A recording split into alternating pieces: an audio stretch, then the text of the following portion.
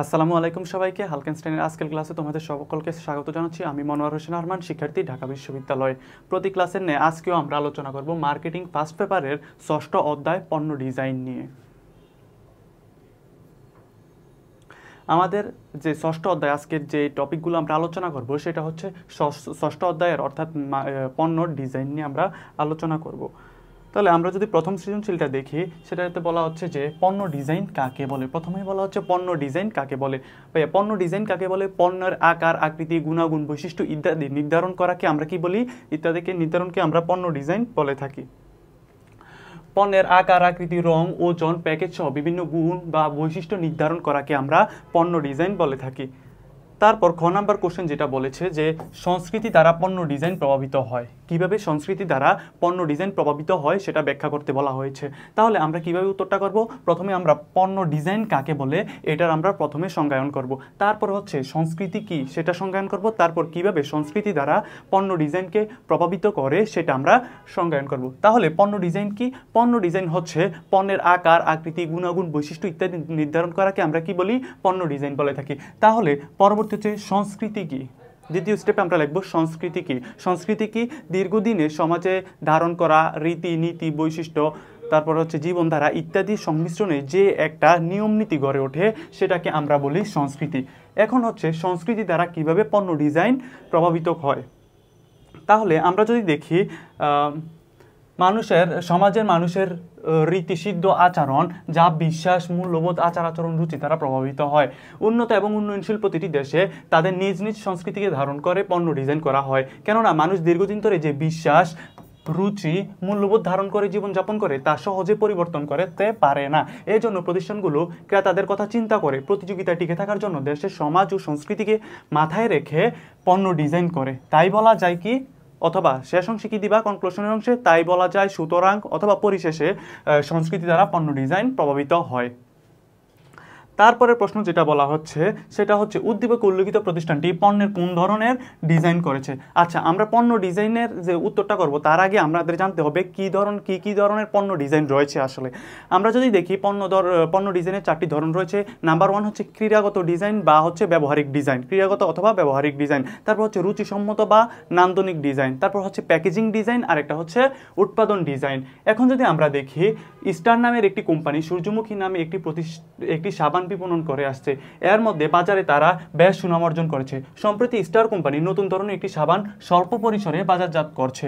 এটি সাবানের সাধারণ কার্যকারিতা ছাড়াও মাথার চুল পরিষ্কার ও উকুন হিসাবে ব্যবহার করা যাবে। যদি ভোক্তাদের মাঝে এই ধরনের সাবানের গ্রহণযোগ্যতা পায় তাহলে চূড়ান্তভাবে বাণিজ্যিক ভিত্তিতে তা উৎপাদন করবে বলে প্রতিষ্ঠানটি আশা করছে। তাহলে আমাদেরকে বলা হচ্ছে যে উদ্দীপকে উল্লেখিত প্রতিষ্ঠানটি কোন ধরনের ডিজাইন করছে। আমরা কয় ধরনের ডিজাইন জানি? আমরা 4 ধরনের ডিজাইন জানি। একটা হচ্ছে ব্যবহারিক বা ক্রীড়াগত ডিজাইন, নান্দনিক বা রুচিসম্মত ডিজাইন, আর একটা হচ্ছে প্যাকেজিং ডিজাইন এবং হচ্ছে উৎপাদন ডিজাইন। তাহলে আমরা যদি দেখি এখানে যে এটার কার্যকারিতাকে সবচেয়ে বেশি গুরুত্ব দিয়েছে। তাহলে পণ্যের কার্যকারিতার উপর ভিত্তি করে যখন কোনো ডিজাইন করা হয় সেটাকে আমরা কি ধরনের ডিজাইন বলি? সেটাকে আমরা ক্রীড়াগত বা ব্যবহারিক ডিজাইন বলে থাকি। তাহলে এখানে বলা হচ্ছে যে ক্রীড়াগত ডিজাইনের আরেক নাম কি ভাইয়া? ক্রীড়াগত ডিজাইনের আরেক নাম হচ্ছে ব্যবহারিক ডিজাইন। এখন যদি আমরা কিভাবে উত্তর করব, প্রথম অংশে আমরা উত্তর করব জ্ঞানমূলকটা। তাহলে আমাদেরকে জানতে চাইছে উদ্দীপকে উল্লেখিত ডিজাইনটি কোন ধরনের ডিজাইন। এটা আমরা কি করব? এটা ক্রীড়াগত ডিজাইন আমরা লিখব। তারপরের অংশে যে ক্রীড়াগত ডিজাইন কাকে বলে এই অংশটা আমরা সংজ্ঞায়ন করব। ক্রীড়াগত ডিজাইন কি? পণ্যের আকৃতি অথবা পণ্যের গুণাগুণ বা কার্যকারিতা পরিবর্তনের মাধ্যমে যে ডিজাইন করা হয় তাকে কি বলা হয়? ক্রীড়াগত ডিজাইন। অর্থাৎ পণ্যের গুণগত মান অথবা পণ্যের কার্যকারিতা পরিবর্তনের মাধ্যমে যে ডিজাইন করা হয় সেটাকে বলা হয় ক্রীড়াগত ডিজাইন। ক্রীড়াগত ডিজাইনের মাধ্যমে কি হয়? পণ্যের কার্যকারিতা বৃদ্ধি পায়, পণ্যের গুণাগুণ বৃদ্ধি পায়, পণ্যের অন্তর্নিহিত যে বৈশিষ্ট্য বা গুণাগুণ সেগুলো কি হয়? বৃদ্ধি পায়। তাহলে দ্বিতীয় অংশে আমাদের কি করব? পণ্য অর্থাৎ ক্রীড়াগত ডিজাইন বা ব্যবহারিক ডিজাইনের যে সংজ্ঞায়ন সেটা আমরা করব। তারপর তৃতীয় অংশে আমরা গিয়ে কি করব? তৃতীয় অংশে আমরা যে কাজটা করব সেটা হচ্ছে উদ্দীপকের যে অংশটা আছে এই উদ্দীপকের অংশটা নিয়ে আসবো। যে উদ্দীপকে যে স্টার কোম্পানি সূর্যমুখী যে সাবানটা রপ্তানি করতেছে বা সাবানটা উৎপাদন করতেছে, বিপণন করতেছে, এই সাবানটার কোন ধরনের ডিজাইন করতেছে এই অংশটা আমরা তুলে নিয়ে আসবো। কি তুলে নিয়ে আসবো? যে উদ্দীপকের স্টার নামের কোম্পানিটি সূর্যমুখী নামে একটি সাবান বিপণন করছে। তার সাবানের সাধারণ কার্যকারিতা ছাড়াও পণ্যের চুল পরিষ্কার ও উকুননাশক হিসেবে ব্যবহার করা যাবে। এই অংশটা এখান থেকে এতটুকু আমরা নিয়ে আসব। এটা কি আমরা এই অংশটা নিয়ে আসার পর আমরা কি করব? আমি যে বললাম একটু আগে যে এটা ক্রিয়াগত ডিজাইন। কেন এটা ক্রিয়াগত ডিজাইন এটার সাথে আমরা সম্পর্ক করব। এখন হচ্ছে ক্রিয়াগত ডিজাইন আমরা কিভাবে বুঝি? যখন পণ্যের কার্যকারিতা বা পণ্যের গুণাগুণ পরিবর্তনের মাধ্যমে যে ডিজাইন করা হয় সেটাকে আমরা কি বলি? ক্রিয়াগত ডিজাইন। আমরা দেখতে পাচ্ছি যে উদ্দীপকের সাবানটিতে কার্যকারিতা বৃদ্ধি বা পরিবর্তনের মাধ্যমে একটা ডিজাইন করা হয়েছে। এটার মাধ্যমে কি হচ্ছে?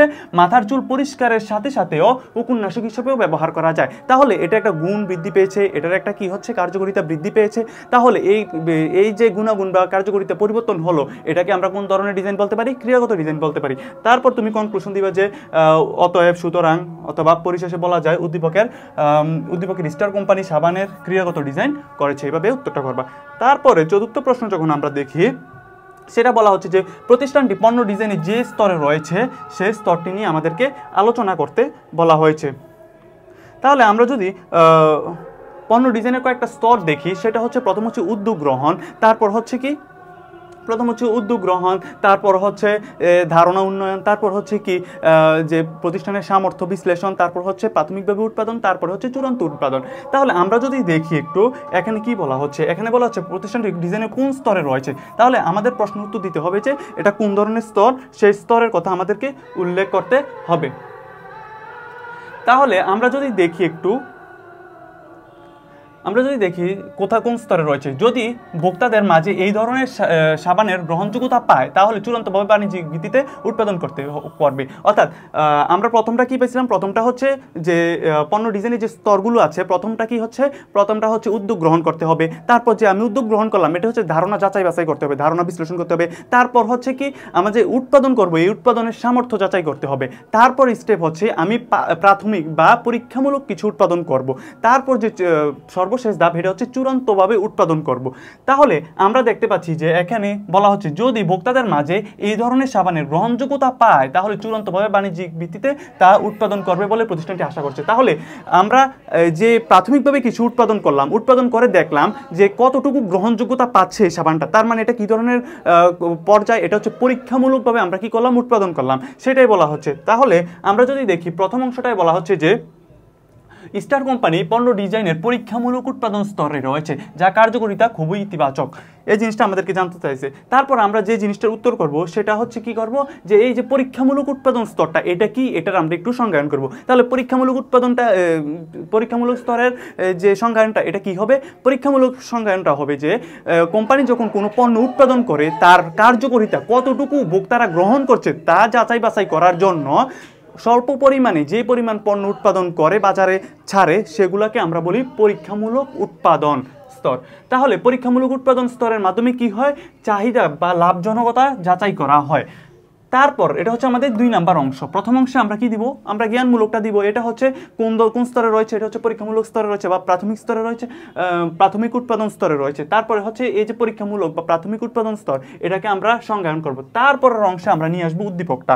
উদ্দীপকে কোন অংশটায় আমরা দেখলাম যে এটা যে পরীক্ষামূলক স্তরে রয়েছে, আমরা এটা দেখলাম যে যদি ভোক্তাদের মাঝে এই ধরনের সাবানের গ্রহণযোগ্যতা পায় তাহলে চূড়ান্তভাবে বাণিজ্যিক ভিত্তিতে তা উৎপাদন করবে বলে প্রতিষ্ঠানটি আশা করছে। এই যে অংশটা আমরা উদ্দীপক থেকে নিয়ে আসবো। কিভাবে নিয়ে আসবো? যে উদ্দীপকে উল্লেখিত স্টার কোম্পানি সূর্যমুখী নামে যে সাবানটা বিপণন করছে, এটা হচ্ছে ভোক্তাদের মাঝে এই ধরনের সাবানের গ্রহণযোগ্যতা পায় তাহলে চূড়ান্ত ভিত্তিতে তা উৎপাদন করবে বলে প্রতিষ্ঠানটি আশা করছে। এই অংশটা আমরা নিয়ে আসব।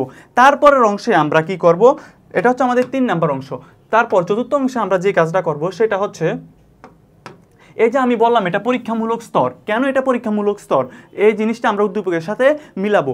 আমরা যদি চতুর্থ অংশে দেখি যে স্টার কোম্পানি সাবানটির চাহিদা এবং গ্রহণযোগ্যতা কেমন তা যাচাই করতে কাজটি করেছে, তাহলে আমরা উৎপাদন স্তরে বা পণ্যের যে পরীক্ষামূলক উৎপাদন স্তরে আমরা কি যাচাই করি? আমরা যাচাই করি যে আমি যে পণ্যটা উৎপাদন করলাম, যে পণ্যটা আমি বাজারে নিয়ে আসতে চাচ্ছি, এই পণ্যটা কতটুকু ভোক্তাদের চাহিদা অনুযায়ী আমি উৎপাদন করতে পারলাম, ভোক্তারা কতটুকু গ্রহণ করছে, আদৌ গ্রহণ করছে কি না, এই জিনিসটা যাচাই বাছাই করার জন্য আমরা কি করি? স্বল্প পরিমাণে পণ্য উৎপাদন করে এটা বাজারে ছাড়ি। তাহলে আমরা কি দেখতে পাবো? এটার চাহিদা অনুযায়ী পণ্যটা উৎপাদিত হচ্ছে কিনা, কোম্পানি এই পণ্যটা দ্বারা লাভ হবে কি না, এই জিনিসটা আমরা চাই কোন স্তরে, এটা হচ্ছে পরীক্ষামূলক স্তরে। আর যেহেতু আমরা উদ্দীপকে কি দেখতে পাচ্ছি, উদ্দীপকেও দেখতে পাচ্ছি যে কোম্পানি যে সাবানটা তৈরি করলো এই সাবানটা চাহিদা এবং গ্রহণযোগ্যতা কেমন তা যাচাইয়ের জন্য স্বল্প পরিমাণে বাজারে ছাড়লো। যদি সফল হয় তাহলে কি করবে, চূড়ান্তভাবে উৎপাদন করবে। তাহলে এটা বর্তমানে কোন স্তরে রয়েছে, এটা হচ্ছে পরীক্ষামূলক উৎপাদন স্তরে রয়েছে। তাহলে আমরা লাস্ট শেষের অংশে কি দেবো, কনক্লুশনে কি দেবো, সেটা হচ্ছে পরীক্ষামূলক পণ্য উৎপাদন স্টার কোম্পানির জন্য খুবই গুরুত্বপূর্ণ ভূমিকা পালন করে বলে আমি মনে করি বা আমি বিশ্বাস করি, অথবা উক্তির সাথে আমি একমত বলে আমরা উত্তরটা করব। তারপরে সৃজনশীল যদি আমরা দেখি, ক্রীড়াগত বা ব্যবহারিক ডিজাইন কাকে বলে। আমরা যে একটু আগে বুঝলাম যে ক্রীড়াগত বা ব্যবহারিক ডিজাইন কাকে বলে। ক্রীড়াগত বা ব্যবহারিক ডিজাইন হচ্ছে পণ্যের গুণগত মান বা কার্যকারিতা পরিবর্তনের মাধ্যমে যে ডিজাইন করা হয় সেটাকে আমরা কি বলি, ক্রীড়াগত বা ব্যবহারিক ডিজাইন বলি। তারপর খ নম্বর প্রশ্ন বলছে প্যাকেজিং ডিজাইন পণ্যকে আকর্ষণীয় করে তোলে, ব্যাখ্যা করো। তাহলে প্যাকেজিং ডিজাইন কিভাবে পণ্যকে আকর্ষণীয় করে তোলে, তাহলে আমরা প্রথমে কি দেবো, প্যাকেজিং ডিজাইন কাকে বলে সেই বিষয়টা আমরা সংজ্ঞায়ন করব। প্যাকেজিং ডিজাইন কাকে বলে, পণ্যের আকার, আকৃতি, গুণাগুণ ইত্যাদি পরিবর্তন না করে পণ্যের আবরণ বা যে প্যাকেট বা মোড়কটা পরিবর্তনের মাধ্যমে যে ডিজাইনটা করা হয় সেটাকে আমরা কি বলি, প্যাকেজিং ডিজাইন। তাহলে এটা হচ্ছে আমাদের প্রথম অংশ, জ্ঞানমূলকের অংশ। এটা হচ্ছে আমাদের জ্ঞানমূলকের অংশ যে প্যাকেজিং ডিজাইন কাকে বলে এই সংজ্ঞায়ন করব। তারপরের অংশে আমরা কি করব, প্যাকেজিং ডিজাইনটা কিভাবে আকর্ষণীয় করে তোলে। প্যাকেজিং ডিজাইনের মাধ্যমে কি করা হয়, পণ্যের তো আকারও পরিবর্তন করা হয় না, পণ্যের আকৃতি অথবা গুণাগুণ অথবা কার্যকারিতা কিছুই পরিবর্তন করা হয় না, শুধু কি পরিবর্তন করা হয়, পণ্যের যে বহিরাবরণ বা যে প্যাকেটটা, এই প্যাকেটটা পরিবর্তন করা হয়। তাহলে প্যাকেটটা যদি আকর্ষণীয়ভাবে পরিবর্তন করতে পারে, প্যাকেটটা যদি মানুষের কাছে এমনভাবে ডিজাইন করে যাতে মানুষ বা ক্রেতারা সহজে আকৃষ্ট হয়, তাহলে কি হবে, পণ্যটার প্রতি ক্রেতারা আকর্ষিত হবে। এটাই বলা হচ্ছে যে আধুনিক প্রযুক্তি ব্যবহার করে বহুবিধ রঙের সংমিশ্রণে আকর্ষণীয় মোড়ক অল্প সময়ে কম খরচে তৈরি করা সম্ভব। যেমন হচ্ছে চিপস, প্রসাধনী সামগ্রী, বিশেষ করে পারফিউম প্রভৃতি পণ্যের ক্ষেত্রে ক্রেতা আকর্ষণের জন্য প্যাকেজিং ডিজাইন গুরুত্বপূর্ণ ভূমিকা পালন করে। তারপর কি বলবা, এরপর সমাপ্তি অথবা কনক্লুশন দিবা কি, তাই বলা যায় সুতরাং অথবা পরিশেষে বলা যায় যে প্যাকেজিং ডিজাইন পণ্যকে কি করে, আকর্ষণীয় করে তোলে। তারপরে আমাদের তৃতীয় প্রশ্ন যেটা বলা হচ্ছে যে মিসেস পারভিন প্রথমে কোন ধরনের ডিজাইনের উপর গুরুত্ব দিয়েছে। আমরা যদি দেখি মিসেস পারভিন কি করছে, মিসেস পারভিন একটি গার্মেন্টস দোকানের মালিক। তিনি ক্রেতাদের চাহিদা ও সময়ের সাথে তাল মিলিয়ে আকর্ষণীয় ডিজাইনের পোশাক তৈরি ও বিক্রয় করে থাকেন। তাহলে আকর্ষণীয় ডিজাইনের পণ্য বা পোশাক তৈরি করে থাকেন। তাহলে এই অংশটা থেকে আমরা কি বুঝতে পারি যে আকর্ষণীয় ডিজাইনটা করছে, অর্থাৎ পণ্যের কোনো গুণগত মান বা কার্যকারিতার কিছু এখানে বলা নাই, বলা হচ্ছে যে আকর্ষণীয় ডিজাইন করছে। আকর্ষণীয় ডিজাইনের মাধ্যমে কোন ধরনের ডিজাইন বলা হয় সেটাকে আকর্ষণীয় ডিজাইনের মাধ্যমে, সেটা আমরা বলতে পারি রুচিসম্মত বা নান্দনিক ডিজাইন আমরা বলতে পারি। তাহলে আমরা কিভাবে উত্তরটা দেব, প্রথমে হচ্ছে জ্ঞানমূলকে আমরা দেব যে উদ্দীপকের মিসেস পারভিন যে ডিজাইনটা করছেন সেটা হচ্ছে নান্দনিক বা রুচিসম্মত ডিজাইন। তারপরে নান্দনিক বা রুচিসম্মত ডিজাইন কাকে বলে সেটা আমরা সংজ্ঞায়ন করব কোন নম্বর অংশে, দ্বিতীয় অংশে। তাহলে কিভাবে সংজ্ঞায়ন করব, পণ্যের গুণগত মান বা কার্যকারিতা পরিবর্তন না করে পণ্যের আকার আকৃতি পরিবর্তনের মাধ্যমে যে ডিজাইন করা হয় সেটাকে আমরা বলি নান্দনিক বা রুচিসম্মত ডিজাইন বলে থাকি। রুচিসম্মত ডিজাইনের মাধ্যমে কি হয়, পণ্যকে আকর্ষণীয় করা হয়। নান্দনিক ডিজাইনের মূল উদ্দেশ্য কি, পণ্যকে ক্রেতার কাছে আকর্ষণীয় করে তোলা। তারপর হচ্ছে এটা হচ্ছে আমাদের 2 নাম্বার কাজ। প্রথম কাজ হচ্ছে আমরা জ্ঞানটা দেওয়া। জ্ঞানমূলক প্রশ্ন কি দেবো, আমরা জ্ঞানমূলকের উত্তরটা আমরা দেবো হচ্ছে যে মিসেস পারভিন কোন ধরনের ডিজাইন করছে, এটা কি নান্দনিক ডিজাইন নাকি অন্য কোনো ডিজাইন। তাহলে আমরা দেখতে পাচ্ছি যে আকর্ষণীয়ভাবে পণ্যটাকে উপস্থাপন করছে, তাহলে এটা হচ্ছে নান্দনিক ডিজাইন। তারপর হচ্ছে নান্দনিক ডিজাইনের সংজ্ঞায়ন করবো 2 নাম্বার অংশে। 3 নাম্বার অংশে গিয়ে আমরা উদ্দীপকটা নিয়ে আসবো। উদ্দীপকের কোন অংশটা আনবো, উদ্দীপকটা আমরা দেখবো যে কোন অংশে পণ্য ডিজাইনের কথা বলা হচ্ছে। আমরা দেখতেছি যে পণ্য ডিজাইনের কথা বলা হচ্ছে যে এই অংশে মিসেস পারভিন একটি গার্মেন্টস দোকানের মালিক। তিনি ক্রেতাদের চাহিদা ও সময়ের সাথে তাল মিলিয়ে আকর্ষণীয় ডিজাইনের পোশাক তৈরি করে থাকেন। এতে প্রতিষ্ঠানের ক্রেতার সংখ্যা বৃদ্ধি পাচ্ছে, তাই ক্রেতার বাড়তি চাহিদা পূরণের জন্য তিনি স্বয়ংক্রিয় মেশিন কেনার সিদ্ধান্ত নিচ্ছে। তাহলে এতটুকু আমরা দেখছি যে তিনি আকর্ষণীয়ভাবে পোশাকটা ডিজাইন করছেন। তাহলে এটা কোন ধরনের ডিজাইন, এটা হচ্ছে নান্দনিক ডিজাইন। কিভাবে আকর্ষণীয় ডিজাইনটা আর নান্দনিক ডিজাইনটা এক, এটা আমরা লাস্টে দিয়ে কনক্লুশন দেবো। কিভাবে দেবো, যে আকর্ষণীয় ডিজাইনের মাধ্যমে পণ্য বা যে আমরা প্রোডাক্টটা উৎপাদন করতেছি সেটা কি কার কাছে আকর্ষণীয়ভাবে তুলে ধরি, এটা হচ্ছে ভোক্তা বা ক্রেতার কাছে আকর্ষণীয় করে তুলে থাকি।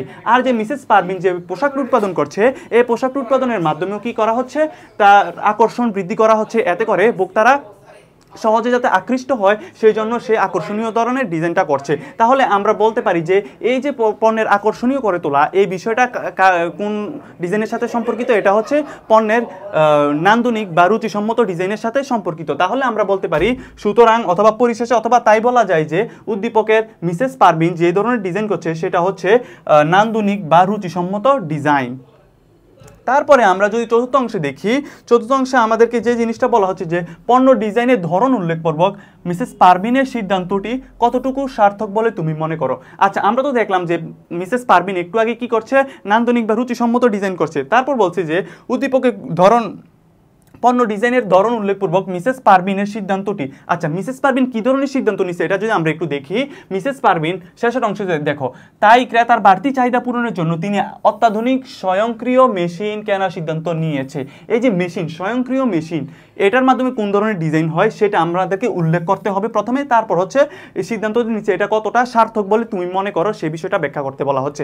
আচ্ছা, এই যে সিদ্ধান্তটা নিচ্ছে এটা হচ্ছে স্বয়ংক্রিয় মেশিনের ব্যবহার। স্বয়ংক্রিয় মেশিনের ব্যবহারের মাধ্যমে কোন ধরনের ডিজাইন হয়, এটা হচ্ছে উৎপাদন ডিজাইন হয়। অর্থাৎ উৎপাদন ক্ষেত্রে আধুনিক স্বয়ংক্রিয় মেশিনের ব্যবহারের মাধ্যমে যে ডিজাইন করা হয় সেটা হচ্ছে আমরা বলি হচ্ছে উৎপাদন ডিজাইন। তাহলে আমরা প্রথম অংশে কি দিব, পণ্য ডিজাইনের ধরনটা আমরা উল্লেখ করব। আমরা কিভাবে উল্লেখ করব, মিসেস পারভিনের নেওয়া সিদ্ধান্তটি উৎপাদন ডিজাইনের সাথে সম্পর্কিত যা অত্যন্ত সার্থক বলে আমি মনে করি। এভাবে আমরা জ্ঞানমূলকটা প্রথম অংশে দেব, জ্ঞানমূলকটা প্রথম অংশে দেব। তাহলে এখানে বলা হচ্ছে মিসেস পারভিন উৎপাদন ডিজাইনের যে সিদ্ধান্ত নিয়েছে তা সার্থক বলে আমি মনে করি। এটা হচ্ছে আমাদের জ্ঞানমূলক। তারপর আমরা কি করব, আমরা উৎপাদন যে ডিজাইনটা আছে এটার সংজ্ঞায়ন করব। উৎপাদন ডিজাইন কাকে বলা হয়?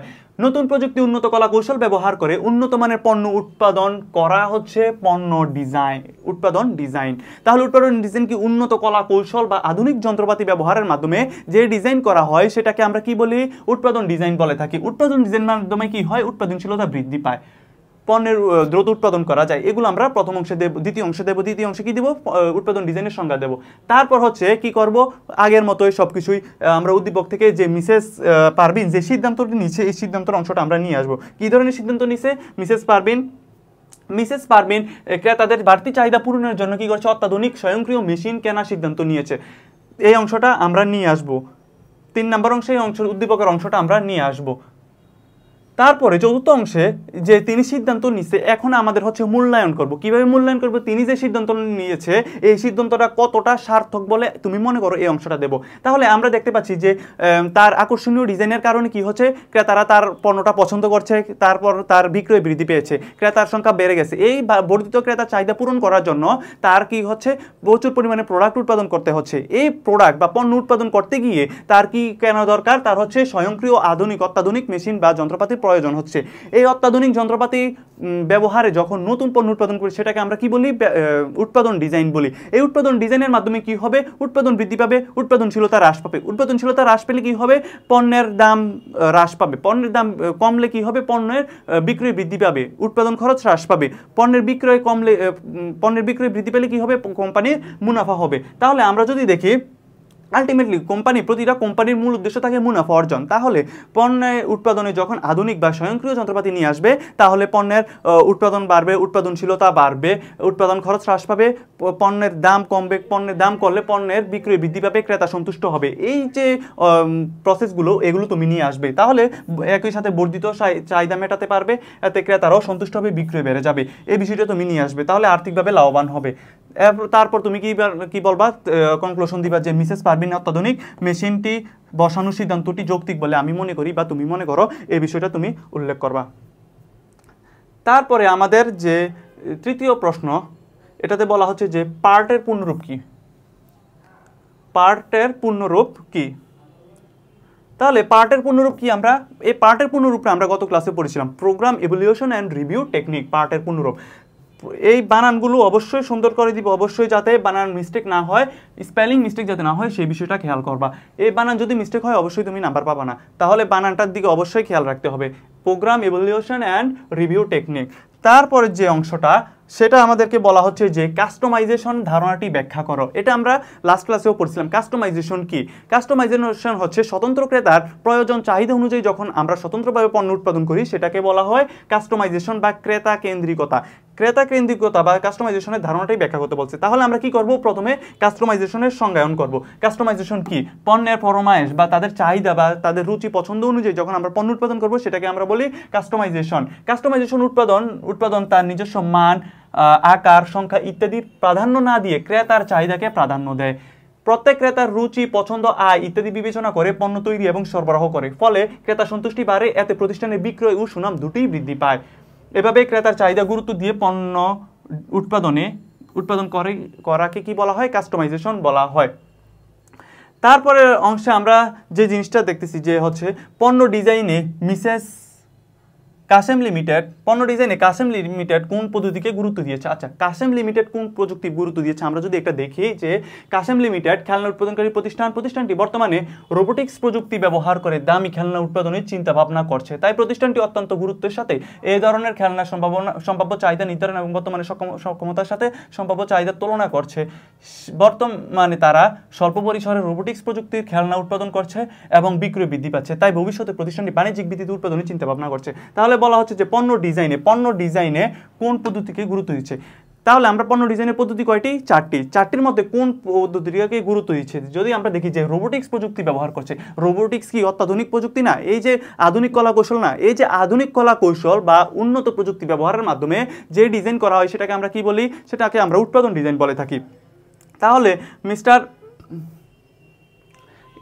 মিস্টার কাসেম কোন ধরনের ডিজাইন করছে? সে হচ্ছে উৎপাদন ডিজাইনে গুরুত্ব দিয়েছে। তারপর প্রথম অংশ, এটা হচ্ছে আমাদের জ্ঞানমূলক অংশ, কোন ধরনের ডিজাইন সেটা আমরা লিখবো যে উৎপাদন ডিজাইন। তারপর উৎপাদন ডিজাইন কাকে বলে এই অংশটা আমরা সংজ্ঞায়ন করব। তাহলে উৎপাদন ডিজাইন কি? একটু আগে বললাম যে অত্যাধুনিক কলা কৌশল বা আধুনিক যন্ত্রপাতি ব্যবহারের মাধ্যমে যে ডিজাইন করা হয় সেটাকে বলা হয় উন্নত কলা কৌশল। উন্নত কলা কৌশল ব্যবহার বা উৎপাদন ডিজাইনের মাধ্যমে কি হয়? পণ্যের উৎপাদন বাড়ে, উৎপাদন বৃদ্ধি পায়। উৎপাদন বৃদ্ধি পেলে উৎপাদন ব্যয় অথবা অপচয় কি হয়? হ্রাস পায়। অপচয় এবং উৎপাদন ব্যয় হ্রাস পেলে কি হয়? পণ্যের দাম কমে। পণ্যের দাম কমলে কি হয়? পণ্যের বিক্রয় বৃদ্ধি পায়। তাহলে এই বিষয়গুলো আমরা এখানে আনবো। তারপর উদ্দীপকটা নিয়ে আসবো যে কাসেম লিমিটেড যে খেলনা উৎপাদনকারী প্রতিষ্ঠানে যে অত্যাধুনিক প্রযুক্তি বা রোবোটিক্স ব্যবহার করছে এই বিষয়টা আমরা নিয়ে আসবো। তারপর আমরা একটু রিলেটেড করব যে পণ্য উৎপাদন ডিজাইনের সাথে কিভাবে মিস্টার কাসেম লিমিটেডের যে ব্যবসায়ের ডিজাইনটা এটা একই, এই বিষয়ে আমরা উল্লেখ করব। যেমন মিস্টার কাসেম লিমিটেড যে কাজটা করছে স্বল্প পরিসরে কি করছে? রোবোটিক্স প্রযুক্তির খেলনা উৎপাদন করছে। তাহলে এই যে রোবোটিক্স প্রযুক্তিটা এটা হচ্ছে উন্নত কলা কৌশল বা আধুনিক প্রযুক্তি ব্যবহার করে রোবোটিক্সগুলো তৈরি করছে। এই যে তৈরি করছে এটা কোন ডিজাইনের সাথে সম্পর্কিত? আমরা পড়েছি যে উৎপাদন ডিজাইনে উন্নত কলা কৌশল বা আধুনিক যন্ত্রপাতি ব্যবহারের মাধ্যমে পণ্য ডিজাইন করা হয়ে থাকে। তাহলে আমরা যেহেতু দেখতে পাচ্ছি যে কাসেম লিমিটেডের উৎপাদিত পণ্য আর উৎপাদন ডিজাইনে উৎপাদিত পণ্যের ডিজাইনটা মোটামুটি এক, তাই আমরা বলতে পারি যে পণ্য ডিজাইনে মিস্টার কাসেম লিমিটেড উৎপাদন ডিজাইন পদ্ধতিতে গুরুত্ব দিয়েছে বলে আমি মনে করি বা তুমি মনে করো, সেটাই লেখো। তারপরের অংশ বলা হচ্ছে যে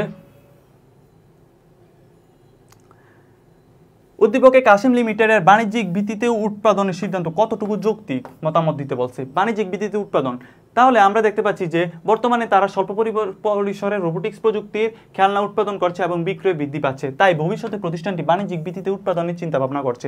এই যে চিন্তা ভাবনা করতেছে যে চূড়ান্তভাবে উৎপাদনের, এটা কতটুকু যৌক্তিক বলে তুমি মনে করো? এই জিনিসটা তুমি মতামত দিবা। তাহলে প্রথমে যে জিনিসটা আনবা যে উদ্দীপকের কাসেম লিমিটেডের বাণিজ্যিক ভিত্তিতে উৎপাদনের সিদ্ধান্তটি অত্যন্ত যৌক্তিক বলে আমি মনে করি। এটা হচ্ছে আমাদের জ্ঞানমূলকের অংশ। তাহলে এটা হচ্ছে আমাদের প্রথম কাজ। তারপর দ্বিতীয় কাজ হচ্ছে যে চূড়ান্ত উৎপাদন বলতে আমরা কি বুঝি? যে চূড়ান্ত উৎপাদন বা চূড়ান্ত বাজারজাতকরণ বলতে আমরা কি বুঝি? এই বিষয়টা আমরা নিয়ে আসবো যে চূড়ান্ত উৎপাদন মানে কি? চূড়ান্ত মানে হচ্ছে পণ্যের পরীক্ষামূলক উৎপাদনের পর যখন ক্রেতাদের থেকে ভালো ফিডব্যাক পায় বা ভালো চাহিদা অনুযায়ী পণ্যটা উৎপাদন করতে পারে, তখন কি করে বিপণনকারী প্রতিষ্ঠান বা উৎপাদনকারী প্রতিষ্ঠান ক্রেতাদের কথা বা ক্রেতাদের চাহিদা অভাব মাথায় রেখে চূড়ান্তভাবে বা বেশি বা বৃহৎ পরিসরে পণ্য উৎপাদন করে বাজারে সরবরাহ করে। এই যে করলো এটা হচ্ছে চূড়ান্তভাবে উৎপাদন। এই বিষয়টা তুমি 2 নম্বর অংশে নিয়ে আসবা। এটা কিভাবে করলো? উন্নত কলা কৌশল বা আধুনিক প্রযুক্তি ব্যবহারের মাধ্যমে পণ্য ডিজাইনের মাধ্যমে সেই বিষয়টা করলো। তারপর 3 নম্বর অংশে তুমি কি আনবা?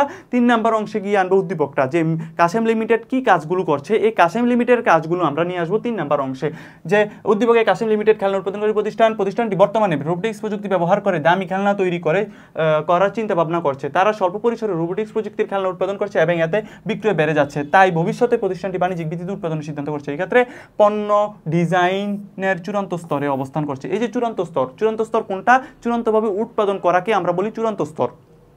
তারপর এই যে চূড়ান্ত, এবার হচ্ছে তোমার মতামত। 4 নাম্বার অংশে কি দিবা? তোমার মতামত দিবে। এই যে স্বল্প পরিসরে উৎপাদনের পর যে বৃহৎ পরিসরে বা চূড়ান্তভাবে পণ্যগুলো উৎপাদন করছে, এটা সার্থক হবে কি হবে না, এটা তোমার মতামত। তুমি যেহেতু প্রথম অংশে দিচ্ছ যে সম্পূর্ণ যৌক্তিক বলে আমি মনে করি, তাহলে এখন তোমার যে সিদ্ধান্ত এটার সাথে তুমি একমত পোষণ করবা। কিভাবে করবা? যে উৎপাদন করে যে পরীক্ষামূলক উৎপাদন করার মাধ্যমে সে বুঝতে পারলো যে তার যে উৎপাদিত পণ্যগুলো এগুলোর চাহিদা রয়েছে বাজারে এবং ক্রেতারা চায় যে ভালো মানের রোবোটিক্সের পণ্য পাওয়ার আশা বা প্রত্যাশা করে থাকে তারা। তাহলে একটি পণ্য শুরুতে ডিজাইন করা হয় নিত্য নতুন চাহিদার কারণে দীর্ঘদিন ধরে বাজারে টিকিয়ে রাখা যায় না। বাজারে পণ্যের স্থায়িত্ব নিশ্চিত করতে চাইলে চাহিদা অনুযায়ী পণ্য ডিজাইন করতে হয়। আবার নতুন পণ্য ডিজাইনে কয়েকটি স্তর অতিক্রম করতে হয়। চূড়ান্ত পণ্য উৎপাদন হলো পণ্য ডিজাইনের সর্বশেষ স্তর। এই পর্যায়ে ক্রেতারা বা উৎপাদনকারীরা কি করে?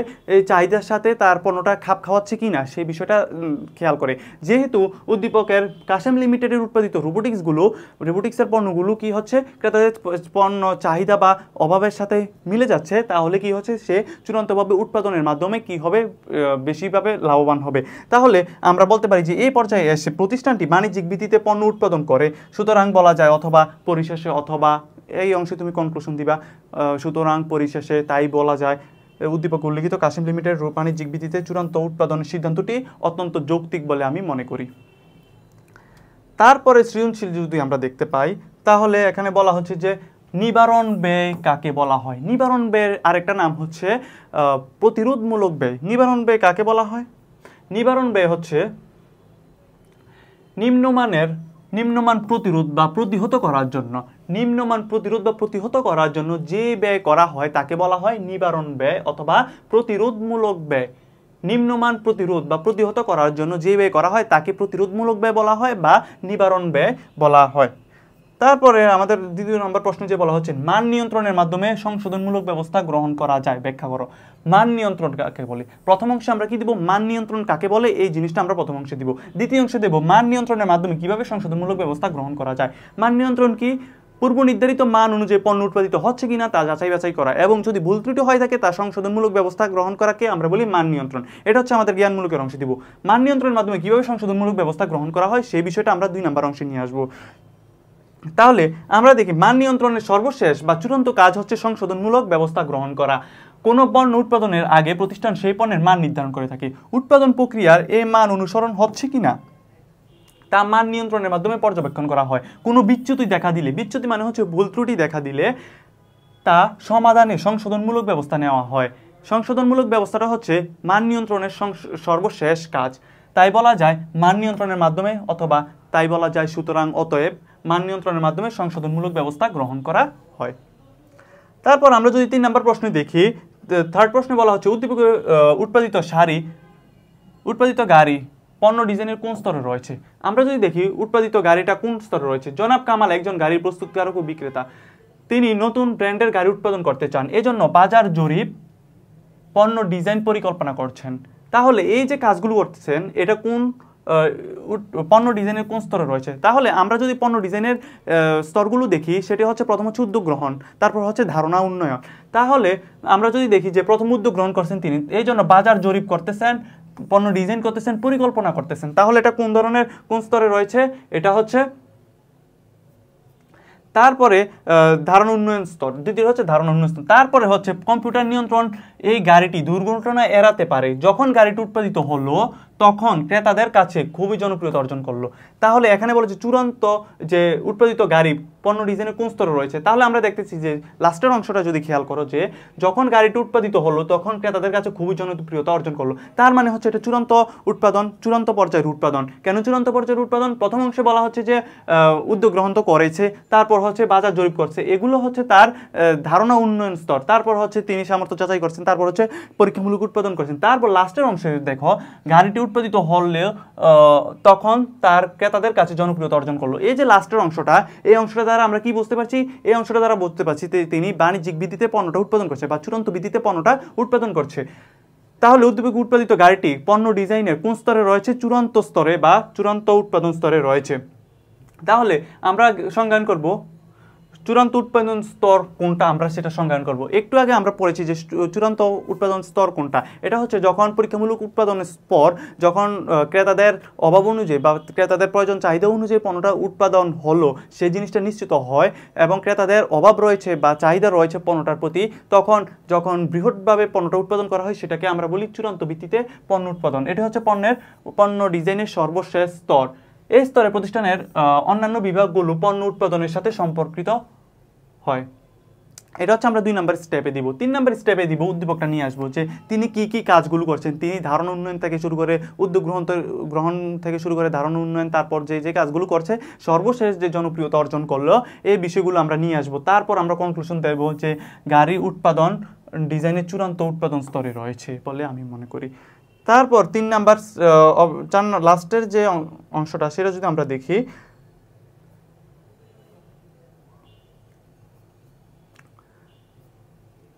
চতুর্থ অংশে বলা হচ্ছে যে ডিজাইন ক্রেতা সন্তুষ্টির সহায়ক।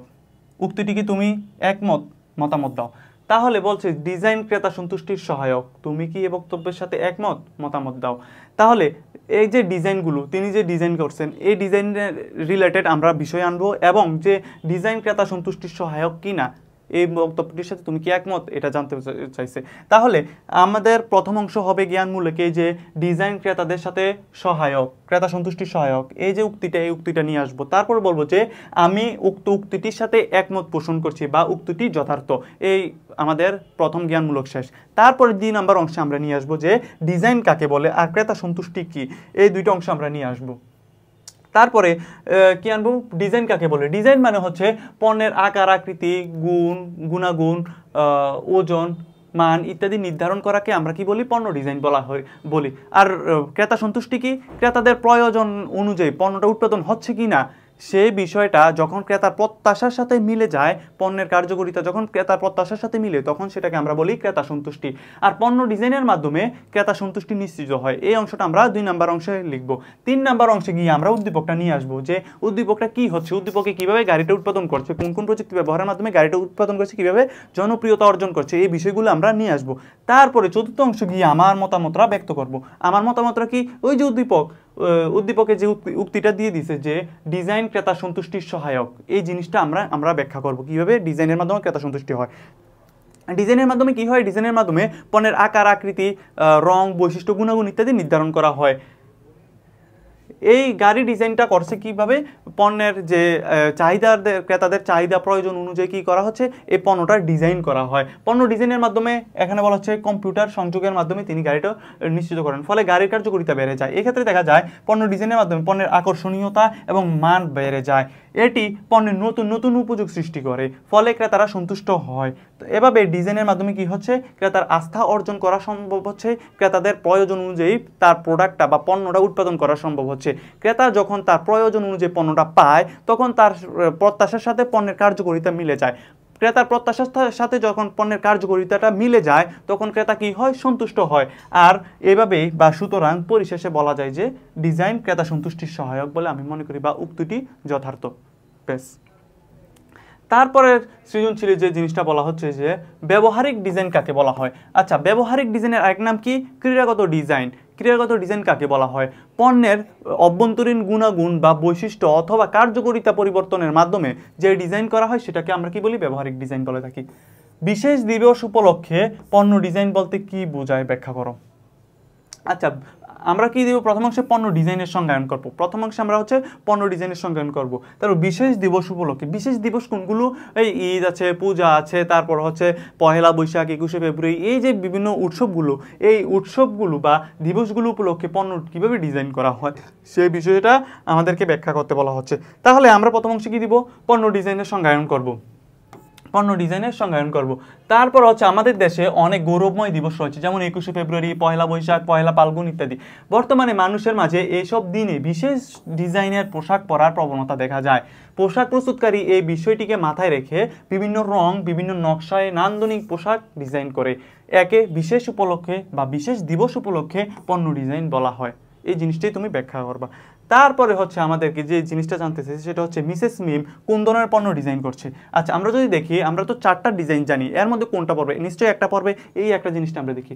মিসেস মিম একটি ফ্যাশন হাউস পরিচালনা করেন। তিনি প্রায় ভোক্তাদের রুচি পছন্দের সাথে তাল মিলিয়ে পোশাক তৈরি করেন, ফলে তার পোশাকের চাহিদা ব্যাপকভাবে বেড়ে যায়। সম্প্রতি জনাব হাকিম একই ধরনের প্রতিষ্ঠান স্থাপন করেন, যেখানে উৎপাদন প্রক্রিয়ায় নতুন নতুন প্রযুক্তি ব্যবহার করেন।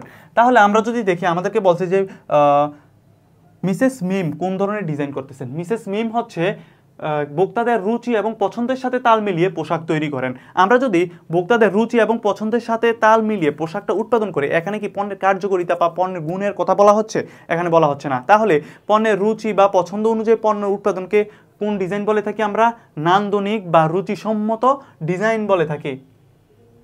তাহলে আমরা কি দিব? প্রথম অংশের নান্দনিক বা রুচিসম্মত ডিজাইনের সংজ্ঞায়ন করব। যে নান্দনিক বা রুচিসম্মত কি? পণ্যের আকার আকৃতি বা গুণাগুণ পরিবর্তন না করে পণ্যের কি ক্রেতাদের রুচি চাহিদা অনুযায়ী পণ্যের আকার আকৃতি পরিবর্তন করাকে বলা হয় হচ্ছে রুচিসম্মত ডিজাইন। আর ক্রিয়াগত ডিজাইন মানে হচ্ছে পণ্যের অভ্যন্তরীণ গুণাগুণ পরিবর্তন করা। আর রুচিসম্মত বা নান্দনিক ডিজাইন হচ্ছে পণ্যের বহিরাবরণ বা আকার আকৃতি পরিবর্তন করা, অথবা পণ্যের রুচি চাহিদা অনুযায়ী পণ্যটা ডিজাইন বা পণ্যের নকশা করাকে আমরা বলা থাকি যে রুচিসম্মত বা নান্দনিক ডিজাইন। তাহলে প্রথম অংশে আমরা জ্ঞানমূলক আনবো তিনি কোন ধরনের ডিজাইন করছে, রুচিসম্মত ডিজাইন বা নান্দনিক ডিজাইন। তারপর হচ্ছে সংজ্ঞায়ন করবো রুচিসম্মত বা নান্দনিক ডিজাইনটা কি। তারপর তৃতীয় অংশে এই উদ্দীপকটা নিয়ে আসবো যে মিসেস মিম যে কাজটা করছে, তিনি ক্রেতাদের রুচি এবং পছন্দের সাথে তাল মিলিয়ে কি করছে? পোশাক উৎপাদন করছে। এই যে ক্রেতাদের রুচি পছন্দের সাথে তাল মিলিয়ে কোন ডিজাইনে পণ্য উৎপাদন করা হয়? ক্রেতাদের রুচি পছন্দের সাথে তাল মিলিয়ে হচ্ছে নান্দনিক বা রুচিসম্মত ডিজাইনে পণ্যটা উৎপাদন করা হয়। তাহলে আমরা ফলে অথবা অতএব বলা যায়, সুতরাং বলা যায়, তাই বলা যায় পণ্যের চাহিদা ব্যাপক হারে বেড়ে, অথবা সুতরাং উদ্দীপকের মিসেস মিম পোশাকের নান্দনিক বা রুচিসম্মত ডিজাইন করছে বলে আমি মনে করি। বাস এতটুকুই। তারপরের যে প্রশ্নটা সেটা বলা হচ্ছে মিসেস মিম কর্তৃক গৃহীত সিদ্ধান্তটি যুক্তিসঙ্গত। এক উক্তি দিল যে মিসেস মিম কর্তৃক গৃহীত সিদ্ধান্তটি যুক্তিযুক্ত, উনি সিদ্ধান্তটা দিচ্ছে। এখন বলা হচ্ছে তুমি কি উক্তিটির সাথে একমত? উত্তরের পক্ষে যুক্তি দাও। তাহলে বলা হচ্ছে যে মিসেস মিম কি ধরনের সিদ্ধান্ত নিয়েছে আমরা যদি একটু দেখি, যে সম্প্রতি জনাব হাকিম একই ধরনের প্রতিষ্ঠান স্থাপন করেন, যেখানে উৎপাদন প্রক্রিয়া নতুন নতুন প্রযুক্তি ব্যবহার করেন। এই প্রতিষ্ঠান পণ্যের মান তুলনামূলকভাবে ভালো হয়, ভোক্তারা এ পণ্যের কিনতে উদ্বুদ্ধ হয়। তাই প্রতিযোগিতা টিকে থাকার জন্য মিসেস মিম অত্যাধুনিক প্রযুক্তি ব্যবহারে উৎপাদন প্রক্রিয়ার পরিবর্তন করছেন। এই যে তিনি কি করছেন? যে অত্যাধুনিক প্রযুক্তি ব্যবহার করছেন। তাহলে অত্যাধুনিক প্রযুক্তি ব্যবহারের মাধ্যমে ডিজাইনটা কিন্তু পরিবর্তন হয়ে গেল। তাহলে এই যে ডিজাইনটা পরিবর্তন হলো, এটা কোন ধরনের ডিজাইন? এটা হচ্ছে আমাদের উৎপাদন ডিজাইন। তাহলে আমি যদি বলি, আমি এভাবেই লিখবো যে মিসেস মিমের উৎপাদন ডিজাইন অনুসরণের সিদ্ধান্তটি, এই যে তিনি সিদ্ধান্ত নিয়েছে যে উৎপাদন ডিজাইনের অনুসরণের সিদ্ধান্তটি কি হচ্ছে? যৌক্তিক বলে আমি মনে করি। এই জিনিসটি লিখবা। তারপর হচ্ছে এই উৎপাদন ডিজাইনের সংজ্ঞায়ন করব। উৎপাদন ডিজাইনটা কাকে বলে, এই ডিজাইনটা সংজ্ঞায়ন করব। এটা আমরা একটু আগে বলেছি যে উৎপাদন ডিজাইন কাকে বলে। তারপর আমরা কি করব? উদ্দীপকটা নিয়ে আসব। তারপর কি করব? উদ্দীপকের সাথে যে উৎপাদন ডিজাইনের বা উৎপাদন প্রযুক্তিগুলো উন্নত প্রযুক্তি বা অত্যাধুনিক প্রযুক্তি, অত্যাধুনিক কম্পিউটারাইজ যে প্রযুক্তিগুলো এটি ব্যবহারের মাধ্যমে যে পণ্য ডিজাইন করা হয়, সেটা যে আমরা উৎপাদন ডিজাইন বলি, এবং মিসেস মিম যে সিদ্ধান্ত নিয়েছেন এটা কিভাবে যুক্তিযুক্ত, এই জিনিসটা আমরা ব্যাখ্যা করব, যেটা আমরা একটু আগে বলছি, তাই এখন আর বলার প্রয়োজন মনে করছি না। তারপরে যে সৃজনশীলটা সেটা হচ্ছে বিক্রয়োত্তর সেবা কাকে বলা হয়? বিক্রয়োত্তর সেবা অর্থাৎ বিক্রয় পরবর্তীতে যে ধরনের সেবা দেওয়া হয় সেটাকে আমরা কি বলি? বিক্রয়োত্তর সেবা। দুটো বিক্রয়োত্তর সেবার নাম বলো তো। একটা হচ্ছে ওয়ারেন্টি হতে পারে, মামলা ব্যয় হতে পারে, অথবা হোম ডেলিভারি হতে পারে। এগুলো হচ্ছে আমাদের কি? বিক্রয়োত্তর সেবা। তাহলে বিক্রয়োত্তর সেবা বলতে আমরা কি বললাম? পণ্য বিক্রয়ের পরবর্তীতে যে ধরনের সেবাগুলো দেওয়া হয় সেগুলোকে আমরা বলি বিক্রয়োত্তর সেবা। একেবারে শর্টকাট। পণ্য বিক্রির পর বিপণনকারী প্রতিষ্ঠান ক্রেতা বা ভোক্তাকে যে সেবা দিয়ে থাকে সেটাকে বলা হয় বিক্রয়োত্তর সেবা। তারপরে যে সৃজনশীলটা সেটা বলা হচ্ছে মডিউলার ডিজাইন কাকে বলা হয়। মডিউলার ডিজাইন, এই আমরা একটা ডিজাইন, আমরা 4 প্রকার ডিজাইন শিখছিলাম, কিন্তু এটা একটা ডিফারেন্ট ডিজাইন চলে আসলো না, এই যে এই ডিজাইনটাকে বলা হয় মডিউলার ডিজাইন। মডিউলার ডিজাইনটা মানে কি? মডিউলার ডিজাইন হচ্ছে একটা পণ্যকে ক্ষুদ্র ক্ষুদ্র অংশে বিভক্ত করে যে ডিজাইনটা করা হয় সেটাকে বলি আমরা মডিউলার ডিজাইন। তাহলে মডিউলার ডিজাইন হতে হলে পণ্যকে ক্ষুদ্র ক্ষুদ্র অংশে বিভক্ত করে যে ডিজাইন করবে, সম্পূর্ণ পণ্যটিকে ক্ষুদ্র ক্ষুদ্র অংশে বিভক্ত করে বা ভাগ করে যে ডিজাইন করা হয় তাকে বলা হয় মডিউলার ডিজাইন। মানসম্মত পণ্য উৎপাদনের মধ্যে মডিউলার ডিজাইন অন্যতম। এটিতে সম্পূর্ণ পণ্যটিকে ক্ষুদ্র ক্ষুদ্র অংশে ভাগ করে ডিজাইন করা হয়। এর মাধ্যমে পণ্যের কোনো অংশ নষ্ট হলে বা তা মেরামত করে আবার ব্যবহার উপযোগী করে তোলা হয়, ফলে ক্রেতারা মডিউলার ডিজাইনের প্রতি বেশি আকৃষ্ট হয়। মডিউলার ডিজাইন হচ্ছে, ধরো আমরা যখন হুন্ডার পার্টস বা গাড়ির পার্টস, এদিকে কিন্তু একটা অংশ যখন নষ্ট হয় তখন কিন্তু ওই অংশটা আমরা পরিবর্তন করি। দেখো গাড়ির একটা চাকা যেটা আছে এটার এক ধরনের ডিজাইন হয়, তারপরে যে হ্যান্ডেলটা আছে এটার এক ধরনের ডিজাইন হয়, তারপর সিটগুলো, বেল্টগুলো, এই যে ডিজাইনগুলো, দরজাগুলো, এটা এক একটার এক এক ধরনের ডিজাইন হয়। তখন যখন চাকাটা নষ্ট হয়ে যায় তখন কি করে? পুরো গাড়িটাকে চেঞ্জ করে দেয় না, শুধু চাকাটা চেঞ্জ করে। তাহলে এই যে ডিজাইনগুলো, এটা হচ্ছে কোন ধরনের ডিজাইন? Modular design. অর্থাৎ প্রতিটি অংশ বা একটি পণ্যকে ক্ষুদ্র ক্ষুদ্র অংশে বিভক্ত করে যে ডিজাইন করবে সেটাই হচ্ছে আমাদের মডিউলার ডিজাইন। তারপরে প্রশ্নে যেটা বলা হচ্ছে যে জনাব সুমন কোন ধরনের পণ্য ডিজাইন করছে। আচ্ছা, জনাব সুমন যে ধরনের ডিজাইনটা হচ্ছে আমরা যদি একটু দেখি, জনাব সুমন প্রসাধনী সামগ্রী উৎপাদন করেন। তিনি পণ্য সামগ্রীকে নজর কারা আবরণে আবদ্ধ করেন, এটা হচ্ছে আমাদের ডিজাইন। জনাব সুমন কি করছে? নজর কারা আবরণে আবদ্ধ করছে। তাহলে আমরা ডিজাইন জানি কয়টা? 4টা। একটা হচ্ছে ক্রিয়াগত ডিজাইন বা নান্দনিক ব্যবহারিক ডিজাইন, একটা হচ্ছে নান্দনিক ডিজাইন, আর একটা নান্দনিক ডিজাইন বা রুচিসম্মত ডিজাইন, একটা হচ্ছে উৎপাদন ডিজাইন, আর একটা হচ্ছে কি প্যাকেজিং ডিজাইন। তাহলে আমরা উৎপাদন ডিজাইনও পড়ছি, ক্রিয়াগত বা ব্যবহারিক ডিজাইনও পড়ছি, আমরা নান্দনিক বা রুচিসম্মত ডিজাইনও পড়ছি, কিন্তু আমরা এই সৃজনশীল আমরা পেলাম একটা নজর কারা আবরণে আবদ্ধ করছেন। এটা হচ্ছে আমাদের কি ডিজাইন ভাইয়া? এটা হচ্ছে আমাদের প্যাকেজিং ডিজাইন। তাহলে প্যাকেজিং ডিজাইনটা মানে কি? পণ্যের আকার, আকৃতি বা গুণাগুণ পরিবর্তন না করে শুধুমাত্র বহিরাবরণ বা প্যাকেজ বা মোড়ক পরিবর্তনের মাধ্যমে যে ডিজাইনটা করা হয় সেটাকে আমরা বলি কি? Packaging design. তাহলে আমরা কিভাবে উত্তর দেব? প্রথম অংশে আমরা দেব যে মিস্টার সুমন প্যাকেজিং ডিজাইন করছেন। যে আমাদের প্রশ্ন জানতে চাইলে না জ্ঞানমূলক, এই জ্ঞানমূলকটা আমরা প্রথম অংশে দেবো। তারপর হচ্ছে প্যাকেজিং ডিজাইন কাকে বলে এটার সংজ্ঞাটা দেবো। তারপর হচ্ছে উদ্দীপকটা নিয়ে আসবো। উদ্দীপকটা কি বলছে? যে সুমন প্রসাধনী সামগ্রী উৎপাদন করেন, তিনি পণ্য সামগ্রীকে নজর কারা আবরণে আবদ্ধ করেন, এতে করে ব্যবসায় সফলতা অর্জন করেন, কিন্তু কয়েক বছর পর লক্ষ্য করলেন বিক্রির পরিমাণ কমে যাচ্ছে। এই বিষয়গুলো তুমি কি করবা? তৃতীয় অংশে নিয়ে আসবা। তারপর যে নজর কারা আবরণে আবদ্ধ করেন, এই বিষয়টাকে কিভাবে তুমি যে প্যাকেজিং ডিজাইনের সাথে রিলেটেড করতেছো এই বিষয়টা তুমি লিখবা। কিভাবে লিখবা? যে নজর কারা আবরণে আবদ্ধ করেন, আবরণ বলতে এখানে মোড়ককে বোঝানো হচ্ছে। এবং আমরা যখন প্যাকেজিং ডিজাইনে পড়তে যাই তখন দেখি যে পণ্যের আকার, আকৃতি বা গুণাগুণ পরিবর্তন না করে শুধুমাত্র পণ্যের বহিরাবরণ বা মোড়ক পরিবর্তনের মাধ্যমে যে ডিজাইন করা হয় সেটাই মূলত আমরা প্যাকেজিং ডিজাইন দেখছি।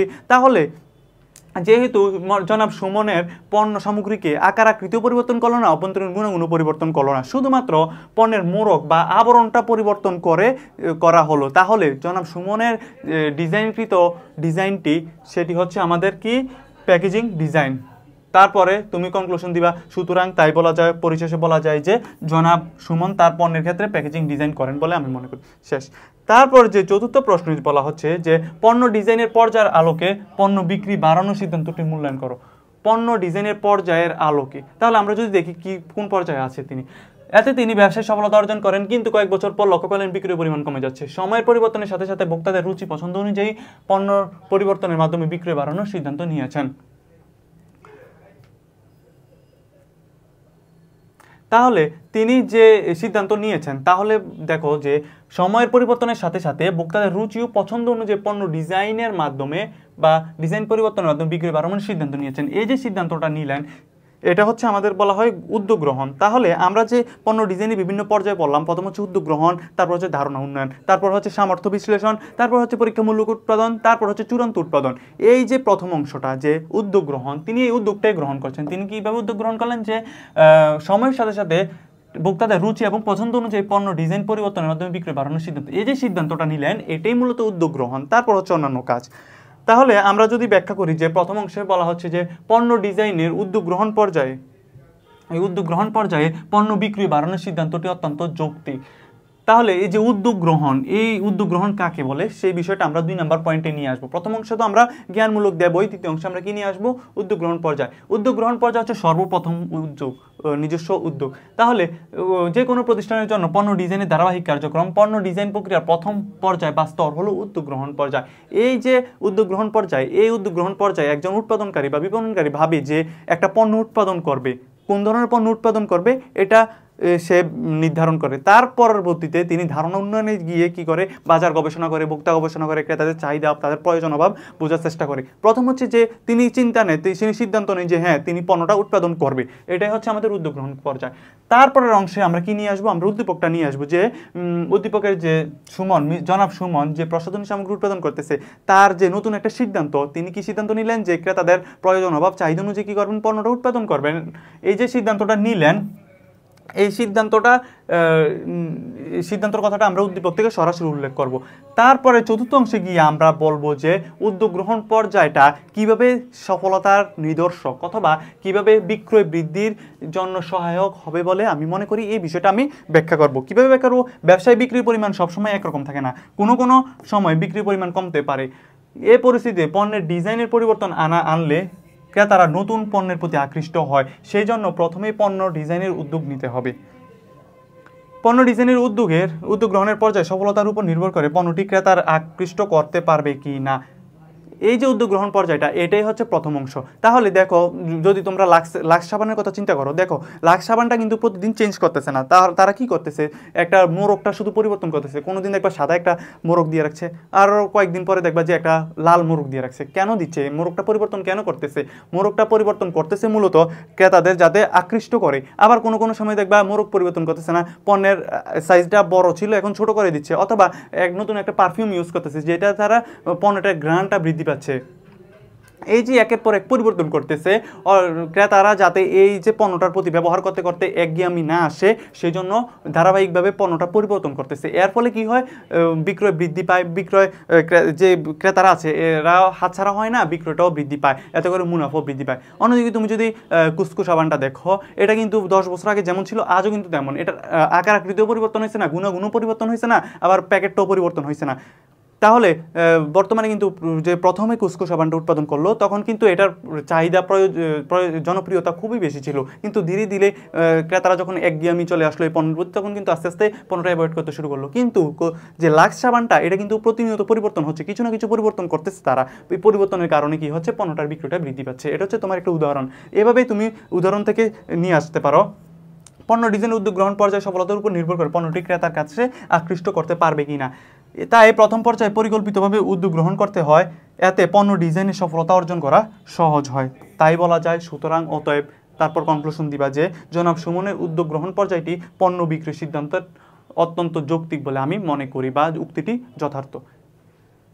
তারপরে সৃজনশীল যদি আমরা দেখি, বলা হচ্ছে বিক্রয়ত্ব সেবা কি। আবার বলছে বিক্রয়ত্ব সেবা কি। উৎপাদনকারী বা বিপণনকারী পণ্য বিক্রয়ের পর ক্রেতা বা ভোক্তাদের যে বাড়তি সেবা দিয়ে থাকে তাকে বলা হয় বিক্রয়ত্ব সেবা। অর্থাৎ বিক্রয়ের পর যে সেবাটা দিবে সেটাই বিক্রয়োত্তর সেবা। তারপর বলা হচ্ছে উপযোগ সংযোগ কিভাবে পণ্যের উপযোগিতা বৃদ্ধি করে। উপযোগ সংযোগ মানে হচ্ছে অ্যাড করা। উপযোগ অ্যাড করা বা সংযোগ করা কিভাবে পণ্যের উপযোগিতা বৃদ্ধি করে। উপযোগিতা মানে কি, উপযোগ মানে কি। উপযোগ, প্রথমে আমরা উপযোগের সংজ্ঞা দিতে পারি। উপযোগ মানে হচ্ছে অভাব পূরণের ক্ষমতা। মানুষের অভাব পূরণের ক্ষমতাই হচ্ছে উপযোগ। এই উপযোগের সংজ্ঞায়ন করতে পারি। পণ্যের বর্তমান উপযোগের সাথে নতুন উপযোগ বা নতুন সুযোগ সুবিধা সংযুক্তির মাধ্যমে যে উপযোগ সংযোগ পণ্যের উপযোগিতা বাড়ায়। পণ্যের বর্তমান উপযোগের সাথে নতুন সুযোগ সুবিধা সংযুক্তির মাধ্যমে উপযোগ সংযোগ পণ্যের উপযোগিতা বাড়ায়। উপযোগ সংযোগের ফলে পণ্যের বর্তমান উপযোগিতার সাথে নতুন সুযোগ সুবিধা যুক্ত করা হয়। এতে করে পণ্যের অভাব পূরণের ক্ষেত্রে বা অভাব পূরণের যে ক্ষমতা, আমরা উপযোগ কাকে বলি, যে পণ্য অভাব পূরণের ক্ষমতাটাকে উপযোগ বলি, যে পণ্যের অভাব পূরণের ক্ষমতা আরও বেড়ে যায়, ফলে ক্রেতারা সন্তুষ্ট হয়, তাই বলা যায় উপযোগ। তাই বলা যায় সুতরাং, অথবা পরিশেষে বলা যায় যে উপযোগ সংযোগ পণ্যের উপযোগিতা বৃদ্ধি করে। উপযোগ সংযোগ নতুন নতুন পণ্যের ক্ষেত্রে যদি নতুন সুযোগ একটা বৃদ্ধি করে, নতুন একটা সুযোগ সুবিধা অথবা নতুন একটা গুণ অথবা বৈশিষ্ট্য অ্যাড করে, তখন কি হয়, পণ্যের বর্তমান যে উপযোগিতা এটার পাশাপাশি অন্য আরেকটা উপযোগিতাও সৃষ্টি হচ্ছে। এতে করে কি হয়, একটা পণ্য দিয়ে কয়েকটা উপযোগ সম্পূর্ণ হচ্ছে। এতে করে আমরা এই জিনিসটাই বুঝলাম যে উপযোগ সংযোগ বা উপযোগ এড বা যুক্ত করার মাধ্যমে কি হয়, পণ্যের উপযোগিতা বৃদ্ধি পায়। তারপরের প্রশ্নে যে জিনিসটা বলা হচ্ছে যে প্রগতি ফার্নিচার মার্ট প্রাথমিক পর্যায়ে পণ্যের ডিজাইনের কোন স্তরে অবস্থান করছে। আমরা যদি পণ্য ডিজাইনের 5টা স্তর দেখলাম, তাহলে আমরা যদি একটু দেখি কোন স্তরে তিনি। প্রগতি ফার্নিচার মার্ট আধুনিক ডিজাইনের আসবাবপত্র তৈরি করে থাকে। প্রতিষ্ঠানটি উৎপাদনের আগে বাজার চাহিদা পূর্বানুমান করে সে অনুযায়ী আসবাবপত্র উৎপাদন করার জন্য কারিগরি দিক নির্দেশনা দেন। পরবর্তীতে প্রতিষ্ঠানটি উৎপাদিত আসবাবপত্রের সম্ভাব্য বাজার পর্যবেক্ষণ করার সিদ্ধান্ত সীমিত আকারে পণ্য উৎপাদন করেন। ভোক্তাদের কাছে ডিজাইনের আসবাবপত্র বেশ গ্রহণযোগ্য হওয়ায় প্রতিষ্ঠানটি ব্যাপক হারে উৎপাদনের চিন্তা ভাবনা করছেন। এখানে বলা হচ্ছে কোন স্তরে অবস্থান করছেন তিনি, বর্তমানে কোন স্তরে অবস্থান করেন তিনি, যে ব্যাপক হারে উৎপাদনের চিন্তা ভাবনা করছেন, তিনি কিন্তু এখনো ওই স্তরে যান নাই, তিনি চিন্তা ভাবনা করছেন ওই স্তরে যাওয়া। এর আগে বর্তমানে যে স্তরটায় আছে এটা হচ্ছে সীমিত আকারে উৎপাদন করছেন। তার মানে সীমিত আকারে কখন উৎপাদন করা হয়, যখন পণ্যটা পরীক্ষামূলক স্তরে থাকে তখন সে স্বল্প পরিমাণ বা সীমিত আকারে উৎপাদন করে থাকে। তাহলে আমাদেরকে যদি বলা হয় যে তাহলে কোন স্তরে রয়েছে, যে পরীক্ষামূলক উৎপাদন স্তরে রয়েছে, আমরা এই জিনিসটা আমরা দেখতে পারি যে পরীক্ষামূলকভাবে উৎপাদন করছে। তাহলে আমরা প্রথম অংশে কি দিব, যে প্রগতি ফার্নিচার মার্ট প্রাথমিক পর্যায়ে পণ্য ডিজাইনের যে পরীক্ষামূলক স্তরে রয়েছে। পরীক্ষামূলক স্তর কোনটা, যে স্তরে ক্রেতা উৎপাদিত পণ্যটা কতটুকু ক্রেতার প্রত্যাশার সাথে সামঞ্জস্যপূর্ণ হয় সেই জিনিসটি যাচাই বাছাইয়ের জন্য সীমিত আকারে পণ্য উৎপাদন করে বাজারে ছাড়া হয়, সেই স্তরটাকে আমরা বলি পরীক্ষামূলক স্তর। পরীক্ষামূলক স্তরে মূলত কি হয়, পণ্যের গ্রহণযোগ্যতা যাচাই করা হয়। তারপর আমরা 2 নম্বর অংশে তো আমরা পরীক্ষামূলক স্তরের সংজ্ঞা দেবো। তারপর 3 নম্বর অংশে কি নিয়ে আসবো, উদ্দীপকটা নিয়ে আসবো, যে প্রগতি ফার্নিচার কি করছেন, পুরো উদ্দীপকটা নিয়ে আসবো এবং দেখাবো এই অংশটা হাইলাইট করবো যে পর্যবেক্ষণের জন্য সীমিত আকারে উৎপাদন করছেন। এই যে উৎপাদনটা করলো সীমিত আকারে এই জিনিসটা কি করলো, পর্যবেক্ষণের জন্য, অর্থাৎ এই যে পণ্যটা উৎপাদন করলো, এই উৎপাদিত পণ্যটা কতটুকু ক্রেতাদের যে প্রত্যাশা আছে এই প্রত্যাশার সাথে সামঞ্জস্যপূর্ণ হয় সেই জিনিসটা যাচাইয়ের জন্য কে করলো, সীমিত আকারে পণ্যটা উৎপাদন করলো। আর যেহেতু পরীক্ষামূলক উৎপাদন স্তরেও পণ্য সীমিত আকারে উৎপাদন করে ক্রেতার প্রত্যাশার সাথে পণ্যের কার্যকারিতা কতটুকু মিলে সেই বিষয়টা যাচাই করা হয়, সেহেতু আমরা বলতে পারি যে উদ্দীপকের যে প্রগতি ফার্নিচার মার্ট প্রাথমিক পর্যায়ে উৎপাদনের কোন স্তরে রয়েছে, তিনি হচ্ছে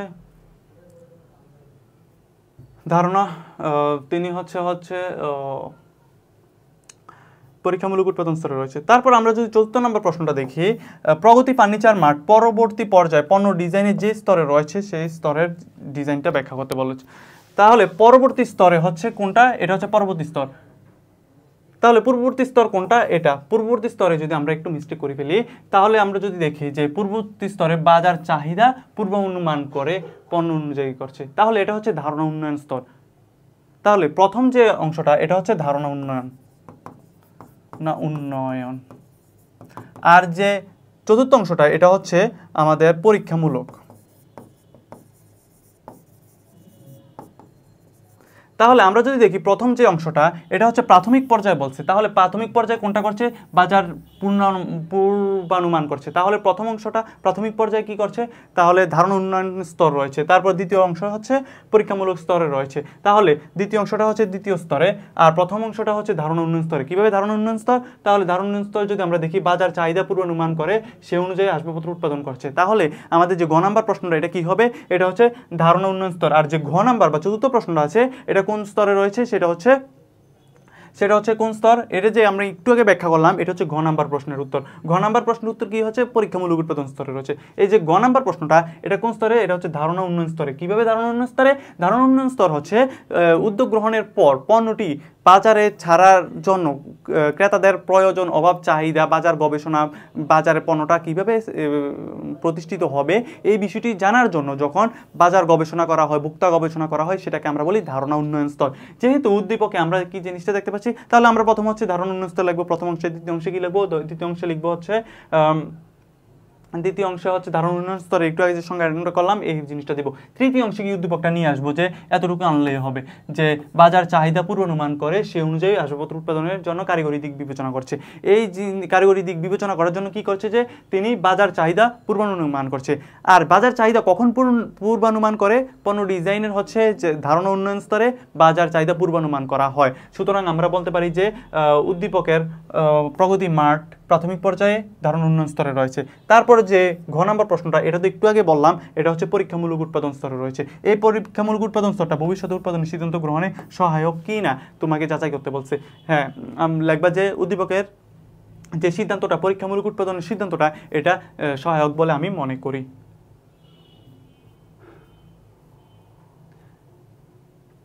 তারপরে সৃজনশীল বলা হচ্ছে মডিউলার ডিজাইন। একটু আগে যে বললাম মডিউলার ডিজাইন কাকে বলে। মডিউলার ডিজাইন হচ্ছে একটি পণ্যকে ক্ষুদ্র ক্ষুদ্র অংশে বিভক্ত করে ডিজাইন করা হলে তাকে বলা হয় মডিউলার ডিজাইন। তারপরে বলা হচ্ছে পণ্য ডিজাইন নতুন পণ্য প্রবর্তনে সহায়তা করে। তাহলে আমরা কিভাবে দিব? প্রথম অংশে দিব হচ্ছে পণ্য ডিজাইন কাকে বলে, এই অংশটা আমরা দিব। দ্বিতীয় অংশে আমরা দিব হচ্ছে নতুন পণ্য প্রবর্তনে কিভাবে পণ্য ডিজাইন সহায়তা করে। পণ্য ডিজাইন কিভাবে নতুন পণ্য উৎপাদনে সহায়তা করে আমরা যদি একটু দেখি। প্রথম হচ্ছে পণ্য ডিজাইন কাকে বলে, এই ডিজাইনটা দিব। তারপরে হচ্ছে প্রতিষ্ঠানের নতুন পণ্য উন্নয়ন এবং প্রবর্তনে গবেষণা এবং উন্নয়ন নামে একটি বিভাগ থাকে। গবেষণা এবং উন্নয়ন নামে একটি বিভাগ থাকে। এই বিভাগের কাজ হলো পণ্যের ডিজাইন বিষয়ে গবেষণা এবং নতুন নতুন ডিজাইন তৈরি করা। নতুন ডিজাইন পণ্যটিকে আধুনিক এবং কার্যকর পণ্যে রূপান্তর করে। এভাবে ভোক্তারা নতুন এবং উন্নত মানের পণ্য ভোগ করার সুযোগ পায়। তাই বলা যায় পণ্য ডিজাইন পণ্য প্রবর্তনে সহায়তা করে। এটা হচ্ছে বইয়ের ভাষায়। তুমি যদি সিম্পল চিন্তা করো যে পণ্য ডিজাইন কীভাবে নতুনভাবে নতুন পণ্য উৎপাদন করে, আমি যখন একটা পণ্য ডিজাইন করব তখন কিন্তু ডিজাইন করতে করতে বুঝে যাব যে ক্রেতার কোন ধরনের চাহিদা রয়েছে, একটা পণ্যের প্রতি কী ধরনের চাহিদা রয়েছে।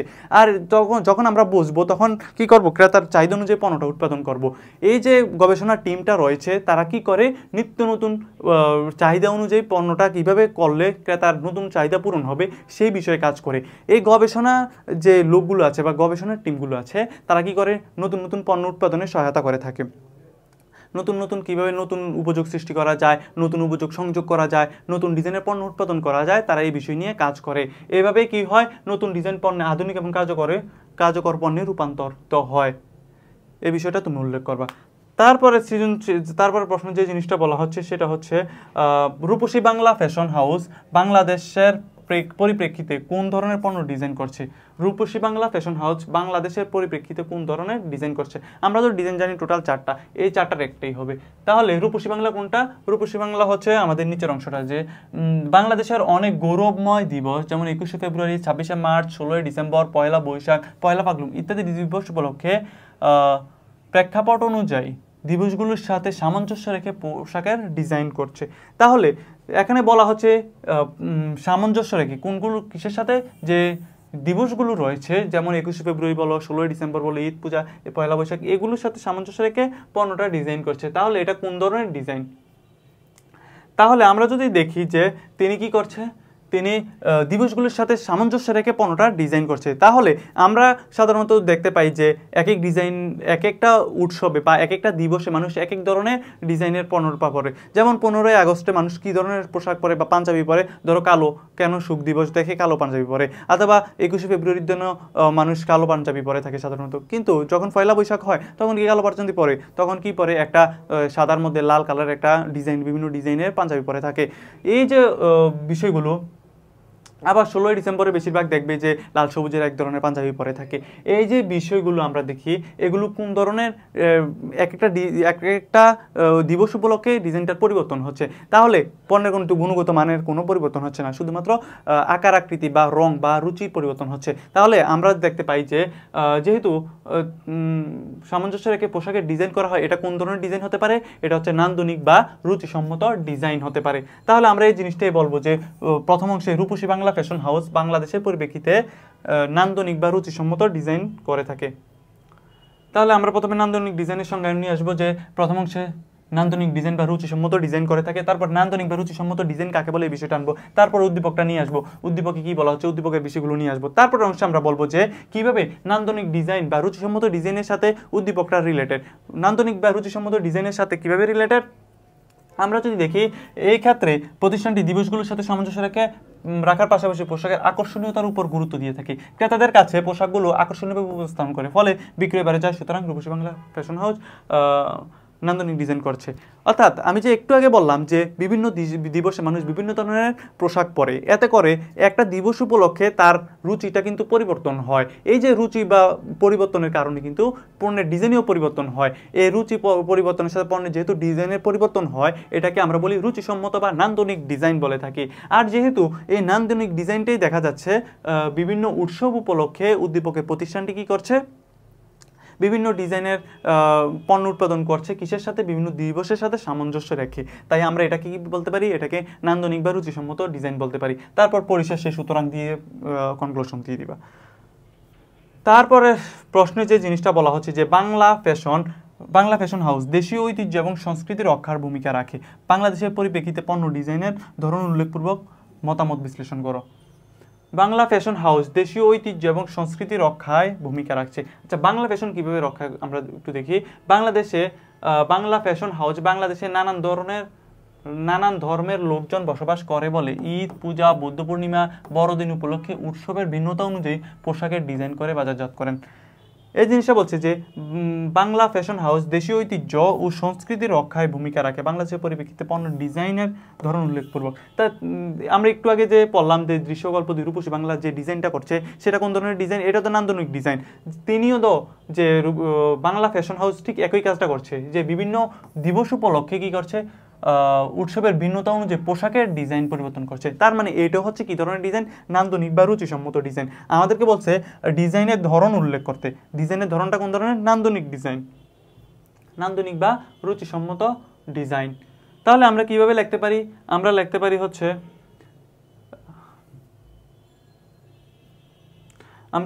হচ্ছে ধর্মীয় অনুষ্ঠানের পরিপ্রেক্ষিতে নান্দনিক ডিজাইনের মাধ্যমে বাংলা ফ্যাশন হাউস বাংলাদেশ ঐতিহ্য এবং সংস্কৃতি রক্ষা করছে। এবার যে নান্দনিক ডিজাইন সেটা কি, আমরা সেটার সংজ্ঞায়ন করব 2 নম্বর অংশে। সংজ্ঞায়ন করব 3 নম্বর অংশে আমরা উদ্দীপকটা নিয়ে আসবো, যে বাংলা ফ্যাশন হাউস যে কাজগুলো করতেছে এই কাজগুলোর অংশটা নিয়ে আসবো, উদ্দীপকটা সরাসরি নিয়ে আসবো। তারপর 4র্থ অংশে আমরা মূল্যায়ন করব কিভাবে দেশীয় ঐতিহ্য এবং সংস্কৃতি রক্ষা করছে বাংলা ফ্যাশন হাউস। আমরা যদি দেখি প্রতিষ্ঠানটি উৎসবের সাথে বিভিন্ন উৎসব, যেমন ঈদ বলো, দুর্গাপূজা বলো, ঈদ, পূজা, বৌদ্ধ পূর্ণিমা, বড়দিন, এই যে বিভিন্ন ধর্মীয় উৎসবগুলো, এই উৎসবের সাথে সামঞ্জস্য রাখার পাশাপাশি পোশাকগুলোকে আকর্ষণীয়ভাবে উপস্থাপন করছে। ক্রেতাদের কাছে পোশাকগুলো নান্দনিক ডিজাইনে সরবরাহ করা হয়। ফলে কি হয়, এতে করে ক্রেতারা তাদের ধর্মীয় উৎসবে পোশাকগুলো ক্রয় করতে আগ্রহী হয়। এতে তাদের উৎসবে আনন্দময় হয়ে ওঠে এবং মানুষের সংস্কৃতির অংশ হয়ে ওঠে। এভাবে কি হয়, নান্দনিক ডিজাইনের মাধ্যমে ধর্মীয় পোশাকগুলো দেশীয় ঐতিহ্য এবং সংস্কৃতি রক্ষা পাচ্ছে বা সংস্কৃতিতে গুরুত্বপূর্ণ ভূমিকা পালন করছে। এটাই তুমি লাস্টের অংশ কনক্লুশন দিয়ে দিবা। তাহলে আমরা যদি সহজে বুঝি যে সৃজনশীলগুলো, প্রথম অংশে আমরা জ্ঞানমূলক দেব, তারপরে এই যে জ্ঞানমূলকের যে অংশটা দিব এটা হচ্ছে আমাদের জ্ঞানমূলকের অংশ। তারপর এই জ্ঞানমূলকের অংশটা আমরা 2 নম্বর অংশে কি করব, সংজ্ঞায়ন করব এবং পারলে কয়েকটা উদাহরণ দিয়ে দিতে পারি। তারপর 3 নম্বর অংশে আমরা উদ্দীপক টানবো। 4 নম্বর অংশে আমরা আমাদের মতামত বা মূল্যায়ন যে জিনিসটা চাই সেই জিনিসটা আমরা ব্যাখ্যা করব। তারপরে সৃজনশীল যদি আমরা দেখি যে উৎপাদন ডিজাইন কাকে বলা হয়, তাহলে আমরা একটু আগে উৎপাদন ডিজাইন পড়ছিলাম যে কয়েকটা সৃজনশীলে উৎপাদন ডিজাইন মানে কি, উন্নত কলা কৌশল বা আধুনিক যন্ত্রপাতি ব্যবহারের মাধ্যমে যে ডিজাইন করা হয় সেটাকে আমরা কি বলি, উৎপাদন ডিজাইন বলা হয়। তারপর বলা হচ্ছে পরীক্ষামূলক উৎপাদনের ফলাফল ইতিবাচক ব্যাখ্যা করো। পরীক্ষামূলক উৎপাদনের ফলাফল ইতিবাচক ব্যাখ্যা করো। তাহলে পরীক্ষামূলক ফলাফল কোনটা সেটা আমরা আগে সংজ্ঞায়ন করব। পরীক্ষামূলক ফলাফল কি, উৎপাদন ক্ষমতা বিচার করে প্রতিষ্ঠানের স্বল্প আকারে যে ডিজাইনকৃত পণ্য উৎপাদন করা হয় সেটাকে আমরা বলি পরীক্ষামূলক উৎপাদন। এই যে পরীক্ষামূলক উৎপাদনের আমরা প্রথমে সংজ্ঞায়ন করব, এটা কিভাবে ইতিবাচক এই জিনিসটা আমরা 2 নম্বর অংশে ব্যাখ্যা করব। যে কোনো প্রতিষ্ঠানে একটি গুরুত্বপূর্ণ প্রভাব ফেলে, কারণ পরীক্ষামূলকভাবে যদি পণ্যটি উৎপাদন করা সম্ভব হয় তবে পণ্যটি চূড়ান্তভাবে উৎপাদনের জন্য নির্বাচিত হবে। তাছাড়া পরীক্ষামূলক পণ্য উৎপাদনের ফলে পণ্যের বিভিন্ন ত্রুটি বের করা সম্ভব হয়, যা পরবর্তীতে চূড়ান্ত পর্যায়ে উৎপাদনে সংশোধনে নিয়ে আসা যাবে।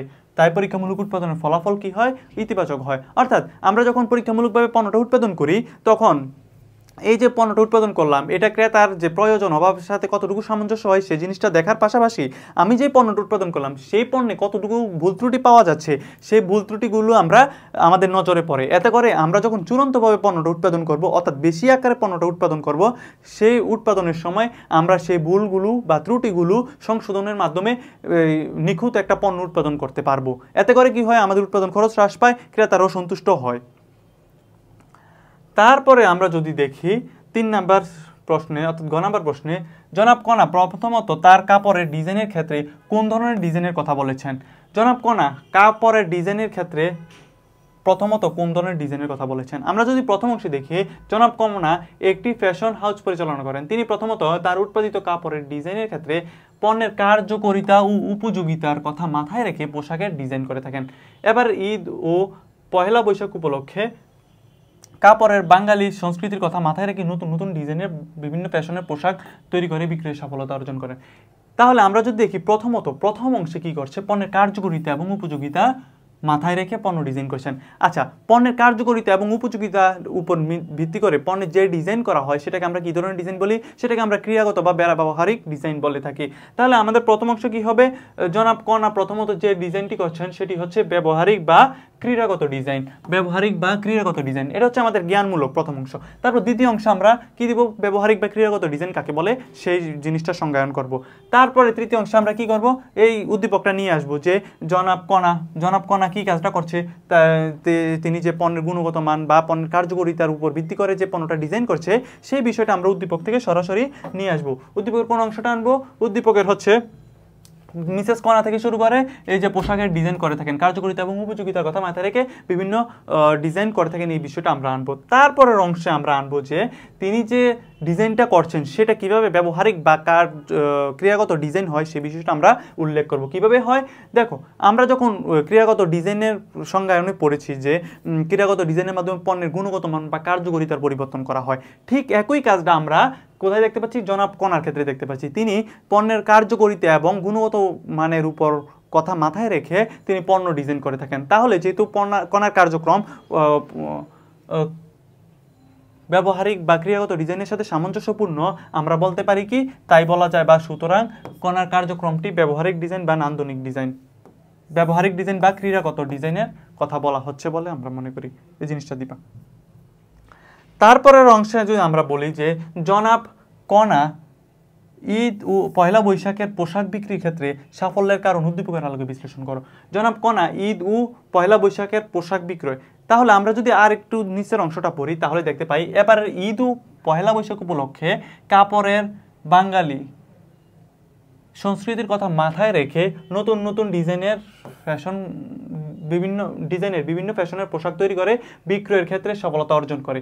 তাহলে আমরা দেখি যে ঈদ এবং পয়লা বৈশাখের কাপড়ের বাঙালি সংস্কৃতির কথা মাথায় রেখে নতুন নতুন ডিজাইনের পণ্যের বিভিন্ন ফ্যাশনের পণ্য বা পোশাকের উৎপাদন করে কি করে বিক্রয়ের ক্ষেত্রে সফলতা অর্জন করছে। অর্থাৎ 21শে ফেব্রুয়ারি এবং ঈদকে মাথায় রেখে পণ্যের বিভিন্ন ধরনের ডিজাইন করেছে, বিভিন্ন ধরনের পণ্যের ডিজাইনের মাধ্যমে নতুন নতুন বিভিন্ন ধরনের পোশাক উৎপাদন করছে, এতে কি করে বিক্রয় বৃদ্ধি পেয়েছে এবং মুনাফা হচ্ছে।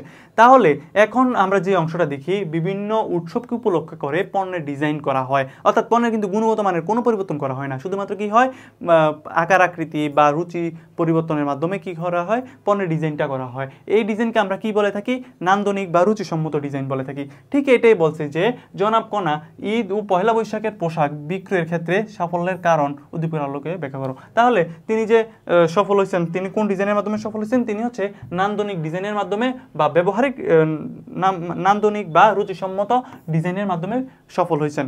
নান্দনিক ডিজাইনের আরেক নাম কি, রুচিসম্মত ডিজাইন।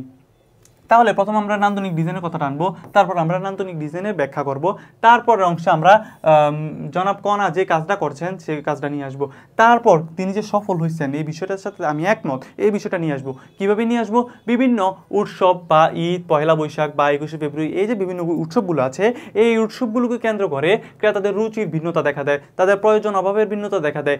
এই যে তাদের রুচির পরিবর্তনের সাথে সাথে মিল রেখে যখন পণ্যটা উৎপাদন করা হয় তখন তারা কি করে, স্বেচ্ছায় পণ্যটা ক্রয় করে। পণ্যটা যখন ক্রয় করে তখন কি হয়, তার প্রত্যাশার সাথে পণ্যের কার্যকারিতা মিলে যায়। পণ্যের কার্যকারিতা যখন প্রত্যাশার সাথে মিলে তখন কি হয়, ক্রেতা সন্তুষ্ট হয়। এই যে পণ্যটা কিনলো কিসের উপর ভিত্তি করে, যে বিভিন্ন আমাদের ওকেশনগুলো আছে বা বিভিন্ন উৎসবগুলো আছে, এই যে উৎসবগুলোকে ভিত্তি করে কিনে। আর এই যে উৎসবগুলোকে কিভাবে হয়, সংস্কৃতি, রুচি, মূল্যবোধ দ্বারা সহজে পরিবর্তিত হয়।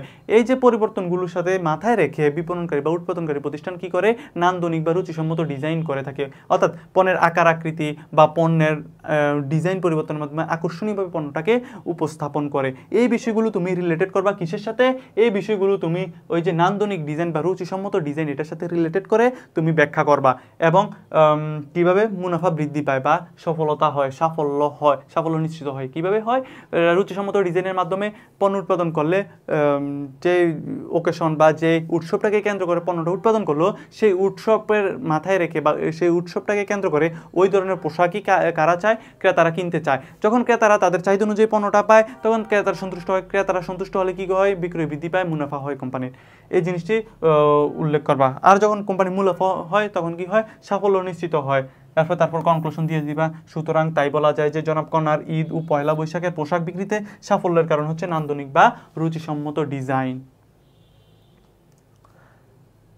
তারপরে সৃজনশীলে যদি আমরা দেখি যে ওয়ারেন্টি কাকে বলা হয়। ওয়ারেন্টি কি? ওয়ারেন্টি মূলত একটা চুক্তিপত্র। কিসের চুক্তি? ধরো কোনো পণ্য বিক্রয়ের পর তা মেরামত করে দেওয়ার, যদি কোনো অসুবিধা বা ভুল ত্রুটি দেখা দেয় পণ্যের, তখন সেটা বিনামূল্যে মেরামত করে দেওয়ার যে প্রতিশ্রুতি দেয় সেটাকে আমরা বলি ওয়ারেন্টি। আমরা যদি বইয়ের ভাষায় দেখি সেটা হচ্ছে যে বিক্রয় হয়ে যাওয়ার পর একটি নির্দিষ্ট সময় পর্যন্ত ক্রেতাকে পণ্যের প্রতিস্থাপন, সংস্কার বা সেবা দেওয়ার যে নিশ্চয়তা সেটাকে আমরা বলি থাকি কি, ওয়ারেন্টি। বিক্রয় হয়ে যাওয়ার পর নির্দিষ্ট সময় পর্যন্ত ক্রেতাকে পণ্যের প্রতিস্থাপন, সংস্কার বা সেবা দেওয়ার নিশ্চয়তাকে ওয়ারেন্টি বলা হয়। তারপরে যদি আমরা সৃজনশীলটা দেখি সেটা হচ্ছে পণ্য ডিজাইন কি নমনীয় হওয়া আবশ্যক। পণ্য ডিজাইন কি নমনীয়? নমনীয় মানে কি? নমনীয় মানে হচ্ছে পরিবর্তিত পরিস্থিতির সাথে খাপ খাইয়ে নেওয়াকে আমরা নমনীয় বলি। তাহলে আমরা কি দেব? প্রথমে পণ্য ডিজাইন দেব, পণ্য ডিজাইনের সংজ্ঞাটা দেব। তারপর অংশে আমরা নমনীয় কি, নমনীয় হওয়া উচিত কি উচিত নয় সেই বিষয়টা আমরা 2 নম্বর অংশে নিয়ে আসবো। তাহলে আমরা যদি পণ্য ডিজাইনের সংজ্ঞায়ন করতে পারি অথবা নমনীয় কাকে বলে এই বিষয়টা যে কোনো একটা সংজ্ঞায়ন করতে পারি। তাহলে নমনীয় কাকে বলে? সময়ের পরিবর্তনের সাথে সাথে বস্তুর খাপ খাওয়ানোর গুণকে আমরা কি বলি? নমনীয়তার গুণ বা নমনীয়তা বলি বা নমনীয় বলি, যেটা বলো এটাই রাইট। তাহলে প্রথমে আমরা কি দেব? আমরা যদি এখানে পণ্য ডিজাইনের সংজ্ঞা দেই তাহলেও রাইট, নমনীয়তা কাকে বলে সেটা সংজ্ঞা দেই তাও রাইট। তাহলে তারপরে হচ্ছে নমনীয়তার গুণ থাকা আবশ্যক কেন সেই বিষয়টা আমরা লিখব। পণ্য ডিজাইনে নমনীয় হওয়া আবশ্যক। অনেক কারণে পণ্য ডিজাইনের পরিবর্তনের প্রয়োজন হতে পারে। যেমন ধরো ক্রেতাদের রুচির পরিবর্তন, প্রযুক্তির পরিবর্তন, পণ্যের সমস্যা বা ত্রুটির প্রবৃত্তির কারণে পণ্যের ডিজাইন পরিবর্তন হতে পারে। পণ্য এমনভাবে ডিজাইন করতে হবে যেন প্রয়োজনে তা পুনর্ডিজাইন বা পুনঃনকশায়ন করা যায়। অর্থাৎ পণ্য ডিজাইন নমনীয় হতে হবে। অর্থাৎ যে কোনো বিরূপ পরিস্থিতিতে পণ্যটা যেন পুরোটা নষ্ট না হয়, কিছু পরিবর্তনের মাধ্যমে যাতে পণ্যটার কার্যকারিতা বাড়ানো যায় বা কার্যকারিতার পরিবর্তন করা যায়, সেটাই হচ্ছে আমাদের কি, নমনীয়তা। তাহলে অবশ্যই পণ্য ডিজাইন কি হতে হবে? নমনীয় হতে হবে। তারপর গ নম্বর প্রশ্ন যদি আমরা দেখি যে ভোক্তা জরিপ, বাজার গবেষণা কার্যক্রম পণ্য ডিজাইনের কোন পর্যায়ে রয়েছে। আচ্ছা, আমরা যে একটু আগে প্রশ্নটা সৃজনশীলটা পড়লাম, এটা যে বাজার গবেষণা দেখলাম সেটা কোন পর্যায়ে আমরা দেখতে পেয়েছি? এটা হচ্ছে ধারণা উন্নয়ন পর্যায়ে। তার এখন কি এই জিনিসটা ব্যাখ্যা করা লাগবে? তাহলে আমরা বলি যে ভোক্তা জরিপ, বাজার গবেষণা এটা কোন স্তরে রয়েছে ভাইয়া? এটা হচ্ছে ধারণা উন্নয়ন স্তরে রয়েছে। তাহলে আমরা প্রথম অংশে দেব যে ভোক্তা জরিপ, বাজার গবেষণা কার্যক্রম কোন স্তরে রয়েছে? এটা হচ্ছে পণ্যের ধারণা উন্নয়ন পর্যায়ে বা ধারণা উন্নয়ন স্তরে রয়েছে। তাহলে আমরা 2 নম্বর অংশ কি দিব? ধারণা উন্নয়ন স্তরের সংজ্ঞা দেব। ধারণা উন্নয়ন স্তরের সংজ্ঞা কিভাবে দেব? ধারণা উন্নয়ন স্তর হচ্ছে পণ্যের ওই স্তর, পণ্য উদ্যোগ গ্রহণ করার পর কী ধরনের পণ্য উৎপাদন করব, ওই পণ্যের প্রয়োজনীয়তা আছে কি না সেই জন্য বাজার গবেষণা, ভোক্তাদের চাহিদা জানার জন্য বাজার গবেষণা বা ভোক্তা জরিপ ইত্যাদির মাধ্যমে যে স্তরে করা হয় সেটাই হচ্ছে আমাদের ধারণা উন্নয়ন স্তর। এই স্তরে কি করা হয়? ভোক্তা জরিপ করা হয়, বাজার গবেষণা করা হয়, ক্রেতার রুচি পছন্দ ইত্যাদি পর্যালোচনা করা হয়। তারপরে আমরা উদ্দীপকটা নিয়ে আসব। উদ্দীপক নিয়ে এসে আমরা একটু কনক্লুশন দিয়ে দেব যে স্তরে কি করা হয়, ভোক্তাদের রুচি পছন্দ চাহিদা যাচাই করা হয়, বাজার গবেষণা করা হয়, সেই স্তরকে আমরা কি বলি? সেই স্তরকে আমরা বলি হচ্ছে ধারণা উন্নয়ন স্তর। যেহেতু উদ্দীপকের কার্যক্রমটাও ধারণা উন্নয়ন স্তরের সাথে সম্পর্কিত, তাই আমরা বলতে পারি যে ভোক্তা জরিপ এবং বাজার গবেষণা কার্যক্রম পণ্য ডিজাইনের ধারণা উন্নয়ন স্তরের অন্তর্ভুক্ত। তারপরের প্রশ্ন যদি আমরা দেখি যে পণ্য ডিজাইনের ধরন উল্লেখপূর্বক প্রতিষ্ঠানটি বিক্রয় এবং মুনাফা বাড়ানোর জন্য গৃহীত সিদ্ধান্তের যৌক্তিকতা বিশ্লেষণ করো। আমরা যদি দেখি যে হেনা কসমেটিক্স দীর্ঘদিন ধরে অত্যন্ত সুনামের সাথে উৎপাদিত শ্যাম্পু তৈরি এবং বাজারজাত করে আসছে, এক্ষেত্রে তাকে ভোক্তা জরিপ সহ বাজার গবেষণা কার্যক্রম পরিচালনা করতে হচ্ছে। শুরুতে প্রতিষ্ঠানটি 400 গ্রাম ওজনের শ্যাম্পু উৎপাদন করলেও সমাজের উচ্চবিত্ত, মধ্যবিত্ত, নিম্নবিত্তর কথা মাথায় রেখে সম্প্রতি পণ্যের মান ঠিক রেখে, পণ্যের মান কিন্তু কোনো পরিবর্তন নেই, পণ্যের মান ঠিক রেখে 400 গ্রাম 200 গ্রাম মিনি প্যাকেট শ্যাম্পু উৎপাদন বা তৈরির উদ্যোগ গ্রহণ করে। এতে সকল স্তরের তারা পণ্যটি ক্রয় করতে সক্ষম হয়, ফলে প্রতিষ্ঠানের বিক্রি বাড়ানোর সাথে সাথে মুনাফাও বহুগুণ বেড়ে যায়। তাহলে আমরা যদি দেখি পণ্যের কোনো গুণগত মান বা কার্যকারিতা পরিবর্তন না করে পণ্যের আকার আকৃতি পরিবর্তনের মাধ্যমে যে ডিজাইন হয় সেটাকে আমরা কোন ধরনের ডিজাইন বলি? সেটাকে আমরা নান্দনিক বা রুচিসম্মত ডিজাইন বলে থাকি। যদি সেটার আকার আকৃতি বা পরিবর্তন না হয়ে গুণের পরিবর্তন হয়, গুণগত মানের যখন পরিবর্তন হবে বা কার্যকারিতা যখনই পরিবর্তন হবে সেটাকে আমরা ব্যবহারিক বা ক্রিয়াগত ডিজাইন বলে থাকি। সহজ কথা বুঝো, পণ্যের যখন গুণগত মান বা কার্যকারিতা পরিবর্তন হবে সেটাই হচ্ছে আমাদের ক্রিয়াগত বা ব্যবহারিক ডিজাইন। যখন আকার আকৃতি পরিবর্তন হবে সেটা হচ্ছে নান্দনিক বা রুচিসম্মত ডিজাইন। আর যখন শুধুমাত্র মোড়কের পরিবর্তন হবে সেটা হচ্ছে প্যাকেজিং ডিজাইন। তারপর যখন আমরা দেখব যে উন্নত কলা কৌশল বা আধুনিক যন্ত্রপাতি ব্যবহার করে ডিজাইন করা হচ্ছে সেটা হচ্ছে প্রযুক্তি বা উৎপাদন ডিজাইন। তাহলে আমরা দেখতেছি যে পণ্যের মান ঠিক আছে, তবে এটার আকার আকৃতি পরিবর্তন হচ্ছে, 200 গ্রাম 400 গ্রাম মিনি প্যাক তৈরি করতেছে। তাহলে এটা কোন ধরনের ডিজাইন? এটা হচ্ছে আমাদের কোন ধরনের ডিজাইন? রুচিসম্মত বা নান্দনিক ডিজাইন। তাহলে আমরা রুচিসম্মত বা নান্দনিক ডিজাইনের তো অলরেডি আলোচনা করা হয়েছে যে নান্দনিক ডিজাইন বা রুচিসম্মত ডিজাইন কাকে বলে। প্রথম অংশে আমরা দেব ডিজাইনের ধরনটা উল্লেখ করব, ডিজাইনের ধরনটা কোন ধরনের? নান্দনিক বা রুচিসম্মত ডিজাইন। তারপর হচ্ছে নান্দনিক বা রুচিসম্মত ডিজাইন কাকে বলে সে বিষয়টা লিখবো। তারপর অংশ উদ্দীপকটা নিয়ে আসবো, তিনি যে 400 গ্রাম 200 গ্রাম এই বিষয়গুলোতে পণ্য উৎপাদন করতেছে, তৈরি করতেছে, সেই বিষয়টা নিয়ে আসবো। তারপর অংশ আমরা যে আনবো কিভাবে নান্দনিক ডিজাইন বা রুচিসম্মত ডিজাইনের মাধ্যমে সফলতা নিশ্চিত হয়। নান্দনিক বা রুচিসম্মত ডিজাইনের মাধ্যমে পণ্যের আকার আকৃতি পরিবর্তন করা হয়, পণ্যটা কিভাবে ক্রেতাদের রুচি পছন্দ অনুযায়ী পণ্যটা তৈরি করা হয়। এতে কি হয়?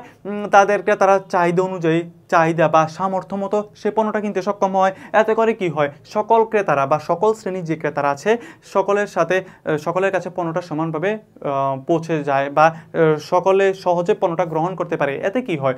সর্বশ্রেণীতে পণ্যটা সহজভাবে বিক্রয় নিশ্চিত করা যায়। বিক্রয় যখন নিশ্চিত করা যায় তখন মুনাফা বৃদ্ধি পায়। মুনাফা বৃদ্ধি পেলে কি হয়? প্রতিষ্ঠানের সাফল্য নিশ্চিত হয়। এই জিনিসটা এখানে বলা হচ্ছে যে শ্যাম্পু নান্দনিক ডিজাইন করা হয়, এর ফলে সকল শ্রেণীর ক্রেতার কাছে প্রতিষ্ঠানটির উৎপাদিত শ্যাম্পু গ্রহণযোগ্যতা পেয়েছে। মানুষ তাদের সামর্থ্য অনুযায়ী বিভিন্ন পরিমাপের শ্যাম্পু কিনতে পারে, তাই ক্রেতারা প্রতিষ্ঠানটির উৎপাদিত শ্যাম্পু কিনতে বেশি আগ্রহী হয়। এতে প্রতিষ্ঠানটির বিক্রয় এবং মুনাফা বেড়ে যায়। সুতরাং প্রতিষ্ঠানটির মুনাফা এবং বিক্রয় বাড়ানোর জন্য পণ্যের নান্দনিক ডিজাইনের সিদ্ধান্তটি অত্যন্ত যৌক্তিক বলে আমি মনে করি। শেষ। তারপরে যে সৃজনশীল সেটা কি বলা হচ্ছে? এটা বলা হচ্ছে পরীক্ষণ ব্যয় মানে কি? পরীক্ষণ ব্যয় মানে কি? মানে উৎপাদিত পণ্যের ত্রুটি নির্ধারণের জন্য পরীক্ষণ বাবদ যে ব্যয়টা হয় সেটাই হচ্ছে আমাদের পরীক্ষণ ব্যয়। তারপর হচ্ছে পণ্য ডিজাইন পণ্য উপযোগিতা বাড়াতে সহযোগিতা করে। দেখো, পণ্য ডিজাইন পণ্যের উপযোগিতা বাড়াতে সহায়ক। আমরা একটু আগে পড়েছিলাম যে পণ্য ডিজাইন কীভাবে পণ্যের উপযোগিতা বাড়াতে সহায়তা করে, আমরা একটু আগে পড়েছিলাম। তাহলে আমরা কি দেবো? প্রথমে পণ্য ডিজাইনের সংজ্ঞা দেবো, তারপর কিভাবে নতুন নতুন উপযোগিতা অ্যাড করার মাধ্যমে বা নতুন নতুন উপযোগিতা সংযোগ করার মাধ্যমে কীভাবে উপযোগিতা বৃদ্ধি পায় সেই জিনিসটা আমরা পড়েছিলাম। এখনও যদি আমরা একটু দেখি যে পণ্য ডিজাইন পণ্যের উপযোগিতা বৃদ্ধিতে সাহায্য করে, যেমন মোবাইল ফোনের সাহায্যে ক্যামেরা, ভিডিও, ঘড়ি, রেডিও, ইন্টারনেট ইত্যাদি সুযোগ সুবিধা রয়েছে। মোবাইল ফোনের কথা বলার সুবিধার্থে অন্যান্য সুযোগ সুবিধা যুক্ত করা হওয়ায় মোবাইল ফোনের উপযোগিতা বেড়েছে। এই কারণে বলা হয় পণ্য ডিজাইন পণ্যের উপযোগিতা বাড়াতে সাহায্য করে। অর্থাৎ আমি যদি একটা জিনিস কিনি শুধু একটা মাত্র ব্যবহারের জন্য, সেই জিনিসটার সাথে যদি অন্যান্য উপযোগিতা বা অন্যান্য কোনো সুবিধা অ্যাড করে দেওয়া হয় তাহলে আমি একটা পণ্য দিয়ে কিন্তু অন্যান্য কাজগুলো সম্পাদন করতে পারছি। তাহলে আমি একটা পণ্য ব্যবহার করার মাধ্যমে একাধিক উপযোগিতা নিশ্চিত করতে পারতেছি। তাহলে পণ্য ডিজাইনের মাধ্যমে এটা সম্ভব হয়েছে। তাহলে আমরা কি বলতে পারি? পণ্য ডিজাইনের মাধ্যমে পণ্যের উপযোগিতা নিশ্চিত করা সম্ভব হয়। তারপর আমাদের যে তৃতীয় প্রশ্ন সেটা বলা হচ্ছে উদ্যোগে স্টার কোম্পানি নতুন টিভি সেট উৎপাদন কোন ধরনের পণ্য ডিজাইন? আমরা যদি দেখি স্টার ইলেকট্রনিক্স কোম্পানি বাংলাদেশে একটি উদীয়মান ইলেকট্রনিক সামগ্রী উৎপাদনকারী প্রতিষ্ঠান। কোম্পানি কর্তৃপক্ষ লক্ষ্য করেছে যে বর্তমানে বাংলাদেশ গ্রামে ইন্টারনেট ব্যবহারের সংখ্যা ব্যাপকভাবে বেড়ে গেছে। তাই কোম্পানি কর্তৃপক্ষ ইন্টারনেট ব্যবহারের সুবিধা সংযুক্ত করে এলইডি টিভি উৎপাদনের সিদ্ধান্ত গ্রহণ করে। কোম্পানি কর্তৃক আশা করছে এর ফলে বিক্রি যথেষ্ট হবে। তাহলে নতুন টিভি সেট উৎপাদন কোন ধরনের ডিজাইন? তাহলে আমরা যদি দেখি যে গ্রামে ইন্টারনেট ব্যবহারের সংখ্যা বেড়ে গেছে, তাই নতুন সুবিধা সংযুক্ত নতুন এলইডি টিভি উৎপাদন করছে। তাহলে টিভি কিন্তু একই রয়েছে, কিসের অ্যাড করতেছে? নতুন একটা সংযোগ দিয়ে দিতেছে, অর্থাৎ কোম্পানির গুণগত মান বা পণ্যের গুণগত মান বা কার্যকারিতার কিছু পরিবর্তন আনতেছে। আর যখন পণ্যের গুণগত মান বা কার্যকারিতার যে পরিবর্তন আনে সেটাকে আমরা কোন ধরনের ডিজাইন বলি? সেটাকে আমরা ক্রিয়াগত বা ব্যবহারিক ডিজাইন বলে থাকি। তাহলে আমরা তো একটু আগে আলোচনা করলাম যে ক্রিয়াগত বা ব্যবহারিক ডিজাইন কাকে বলা হয়, উৎপাদন ব্যবহারিক বা ক্রিয়াগত ডিজাইন। তাহলে আমরা এটা জ্ঞানমূলক 1 নম্বরে আনবো। 2 নম্বরের অংশে আমরা কি আনবো?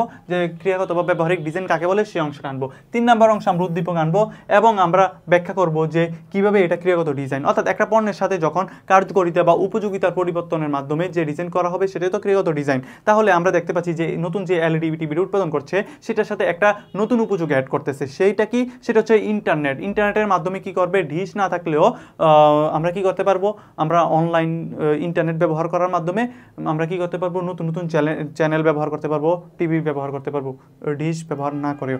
তাহলে এই যে নতুন উপযোগিতা বা নতুন কার্যকারিতা বা নতুন যে উপযোগ বাড়ালো সেটা আমরা কোন ধরনের ডিজাইনের মধ্যে ফেলাতে পারি? সেটা হচ্ছে আমাদের ক্রিয়াগত বা ব্যবহারিক ডিজাইনের মাধ্যমে নিয়ে আসতে পারি। এবং লাস্টে নতুন উৎপাদিত টিভি ইন্টারনেট সংযুক্ত করায় পণ্যটির গুণগত মান বা ক্রেতার চাহিদা বাড়বে। তাই বলা যায় স্টার কোম্পানি নতুন টিভি উৎপাদনে ব্যবহারিক ডিজাইনের অন্তর্ভুক্ত। শেষ। তারপরে যে প্রশ্নটা সেটা বলা হচ্ছে যে বিক্রয় বাড়ানোর জন্য স্টার কোম্পানি গৃহীত সিদ্ধান্তের যৌক্তিকতা। তার বিক্রয় বাড়ানোর জন্য কি ধরনের সিদ্ধান্ত নিচ্ছে তিনি হচ্ছে ওই যে একটু আগে দেখলাম তিনি সিদ্ধান্ত নিচ্ছে হচ্ছে ব্যবহারিক ডিজাইনের মাধ্যমে বা ক্রিয়াগত ডিজাইনের মাধ্যমে বিক্রয় বৃদ্ধির যে সিদ্ধান্ত নিয়েছে এটা অত্যন্ত যৌক্তিক বলে আমি মনে করি বা তুমি মনে করো, এই জিনিসটি লিখবা। তাহলে তুমি লিখবা যে তিনি হচ্ছে বিক্রয় বৃদ্ধির যে সিদ্ধান্ত নিয়েছে এটা অত্যন্ত যৌক্তিক। যে প্রথমে হচ্ছে তুমি ডিজাইনের সংজ্ঞা দিতে পারো যে পণ্য ডিজাইন কাকে বলে। পণ্যের আকার, আকৃতি, গুণাগুণ অথবা বৈশিষ্ট্য, অন্তর্নিহিত বৈশিষ্ট্য, কার্যকারিতা ইত্যাদির পরিবর্তনের মাধ্যমে যে ডিজাইন করা হয় সেটাকে আমরা বলে থাকি পণ্য ডিজাইন। পণ্য ডিজাইনের মাধ্যমে কি হয়? পণ্যের মধ্যে নতুন নতুন উপযোগিতা সংযুক্ত করা হয়। নতুন উপযোগিতা সংযুক্ত করলে কি হয়? একটা পণ্য ব্যবহার করে মানুষ কি করতে পারে? একাধিক সুবিধা অর্জন করতে পারে, একাধিক কাজে এই একটা ডিভাইসই ব্যবহার করতে পারে। এর ফলে কি হয়? এর ফলে ক্রেতাদের মাঝে ওই পণ্য সম্পর্কে স্বতন্ত্র ইমেজ মানে হচ্ছে স্বতন্ত্র একটা ভাবমূর্তি সৃষ্টি হয়, আলাদা একটা ভাবমূর্তি সৃষ্টি হয়। এই জিনিসে তুমি 2 নম্বর অংশে নিয়ে আসবা। 3 নম্বর অংশ উদ্দীপকটা নিয়ে আসবা। 4 নম্বর অংশে আনবা হচ্ছে কোম্পানি যে পণ্য ডিজাইনটা করছে এটার মাধ্যমে যে লাভবান হচ্ছে এই বিষয়টা বিক্রয় বৃদ্ধির ক্ষেত্রে এই যে বিষয়টা এটা কিভাবে কার্যকর বা এটা যৌক্তিক কি না সিদ্ধান্তটা সেই বিষয়টা ব্যাখ্যা করবা। তুমি অবশ্যই লিখবা যে অবশ্যই এই বিষয়টা যৌক্তিক। কেন যৌক্তিক? যখন একটা পণ্য, যখন আমরা দেখলাম এলইডি টিভিটা ইন্টারনেটের চাহিদা গ্রাম পর্যন্ত চলে গিয়েছে, গ্রাম পর্যন্ত ইন্টারনেট ব্যবস্থা অ্যাভেলেবল হয়ে গিয়েছে, তখন আমরা দেখি যে এলইডি টিভিটা এটার মধ্যে যদি ইন্টারনেট সংযোগ দিয়ে দেয় তাহলে শহরের মধ্যে গ্রামের মানুষেরও কি করতে পারবে? ঘরে বসে ডিশ ব্যবহার না করে ইন্টারনেটের মাধ্যমে দেশ বিদেশের খবর রাখতে পারবে। তাহলে এতে করে নতুন পণ্যের আকর্ষণ এবং উপযোগিতা সৃষ্টি হবে। এতে ক্রেতারা পণ্যটা কিনতে উৎসাহী হবে এবং বিক্রয় বাড়বে। ফলে কোম্পানি সহজে প্রতিযোগিতা মোকাবেলা করতে পারবে এবং বাজারে টিকে থাকতে পারবে। তাই বলা যায় সুতরাং অর্থাৎ পরিশেষে বলতে পারি যে বিক্রয় বাড়ানোর জন্য স্টার কোম্পানি কর্তৃক যে পণ্য ডিজাইনের সিদ্ধান্ত নিয়েছে সেটি অত্যন্ত যৌক্তিক বলে আমি মনে করি। তারপরে যে সৃজনশীলটা এটা বলা হচ্ছে ওয়ারেন্টি কি। ওয়ারেন্টি কি একটু আগে বুঝলাম যে ওয়ারেন্টি হচ্ছে একটা লিখিত দলিল। ওয়ারেন্টি কি? ওয়ারেন্টি হচ্ছে একটা লিখিত দলিল যেটার মাধ্যমে কি হয়? পরবর্তীতে পণ্য বিক্রয়ের পর নির্দিষ্ট সময়ের মধ্যে পণ্যে যখন কোনো ভুল ত্রুটি হয়, ত্রুটিযুক্ত পণ্যর বিনামূল্যে মেরামতের যে প্রতিশ্রুতি সেটাই হচ্ছে আমাদের ওয়ারেন্টি। তারপর বলা হচ্ছে যে পণ্য ডিজাইন ক্রেতাকে পণ্য ক্রয়ে আকর্ষণ করে। ব্যাখ্যা করতে বলা হচ্ছে। তাহলে আমরা কি করব, প্রথমে পণ্য ডিজাইনের সংজ্ঞা দেব। পণ্য ডিজাইন কি, পণ্য ডিজাইনে আমরা প্রথম সংজ্ঞায়ন করব। তারপর পণ্য ডিজাইন কিভাবে ক্রেতাকে পণ্য ক্রয়ে আকর্ষণ করে। পণ্য ডিজাইনের মাধ্যমে কি হয়, পণ্যের আকার আকৃতি অথবা পণ্যের গুণগুণ অথবা কার্যকারিতা পরিবর্তন আনা হয়। এতে করে পণ্যরা একই পণ্য ক্রেতার সামনে নতুনভাবে উপস্থাপন করা হয়। এতে করে নতুন মোড়কে অথবা নতুন আকৃতিতে যখন পণ্যটা ক্রেতার সামনে থাকে তখন ওই ক্রেতাই পণ্যটা ক্রয় করতে কি হয়, আকৃষ্ট হয় বা আগ্রহী হয়। এতে করে পণ্যের প্রতি ক্রেতার জন্য একটা ভাবমূর্তি সৃষ্টি হয়। পণ্য ডিজাইন করার আগে ক্রেতার ইচ্ছা এবং পছন্দকে প্রাধান্য দেওয়া হয়। ফলে আকর্ষণীয় ডিজাইনের মাধ্যমে পণ্য বাজারে এলে ক্রেতাদের আকর্ষণ করে। ক্রেতারা উৎসাহের সাথে পণ্য কিনে। এভাবে পণ্য ডিজাইন ক্রেতাকে কি করে, পণ্য ক্রয়ে আকৃষ্ট করে বা আকর্ষণ করে থাকে। তারপরে যে প্রশ্নে বলা হচ্ছে যে 2020 সালের আগ পর্যন্ত কোন ডিজাইন অনুসরণ করে তিব্বত সাবান বাজারজাত করা হতো, ব্যাখ্যা করো। তাহলে আমরা যদি দেখি, তিব্বত কসমেটিক্স দীর্ঘদিন ধরে তিব্বত বিউটি সোপ নামে তিব্বত সাবান উৎপাদন এবং বিক্রি করে আসছে। প্রতিষ্ঠানটি সাবানের গুণগত মানের কোনো পরিবর্তন না করে কয়েক বছর পর পর কেবল মোড়ক পরিবর্তনের মাধ্যমে সাবানটি বাজারজাত করে আসছে, কিন্তু তা ক্রেতাদের তেমন আকৃষ্ট করতে পারেনি। ব্যাপক গবেষণার পর তিব্বত কসমেটিক্স 2020 সাল থেকে তিব্বত বিউটি সোপ হলুদ, লাল এবং সবুজ 3টি রঙের মোড়কে এবং 3টি ভিন্ন রঙ ও সুগন্ধি ব্যবহার করে 3টি ভিন্ন আকারে বাজারজাত শুরু করে। ফলে তিব্বত সাবান বর্তমানে বাজারে ব্যাপকভাবে জনপ্রিয়তা অর্জন করছে। তাহলে আমরা যদি প্রশ্নে বলা হচ্ছে যে 2020 সালের আগ পর্যন্ত কোন ডিজাইন অনুসরণ করে তিব্বত সাবান বাজারজাত করা হতো, তাহলে আমরা দেখতে পাচ্ছি যে তিনি উপরের অংশ যদি আমরা দেখি যে প্রতিষ্ঠানটি সাবানের গুণগত মানের কোনো পরিবর্তন না করে কয়েক বছর পর পর কেবলমাত্র মোড়ক পরিবর্তন করে সাবানটি বাজারজাত করে আসছে।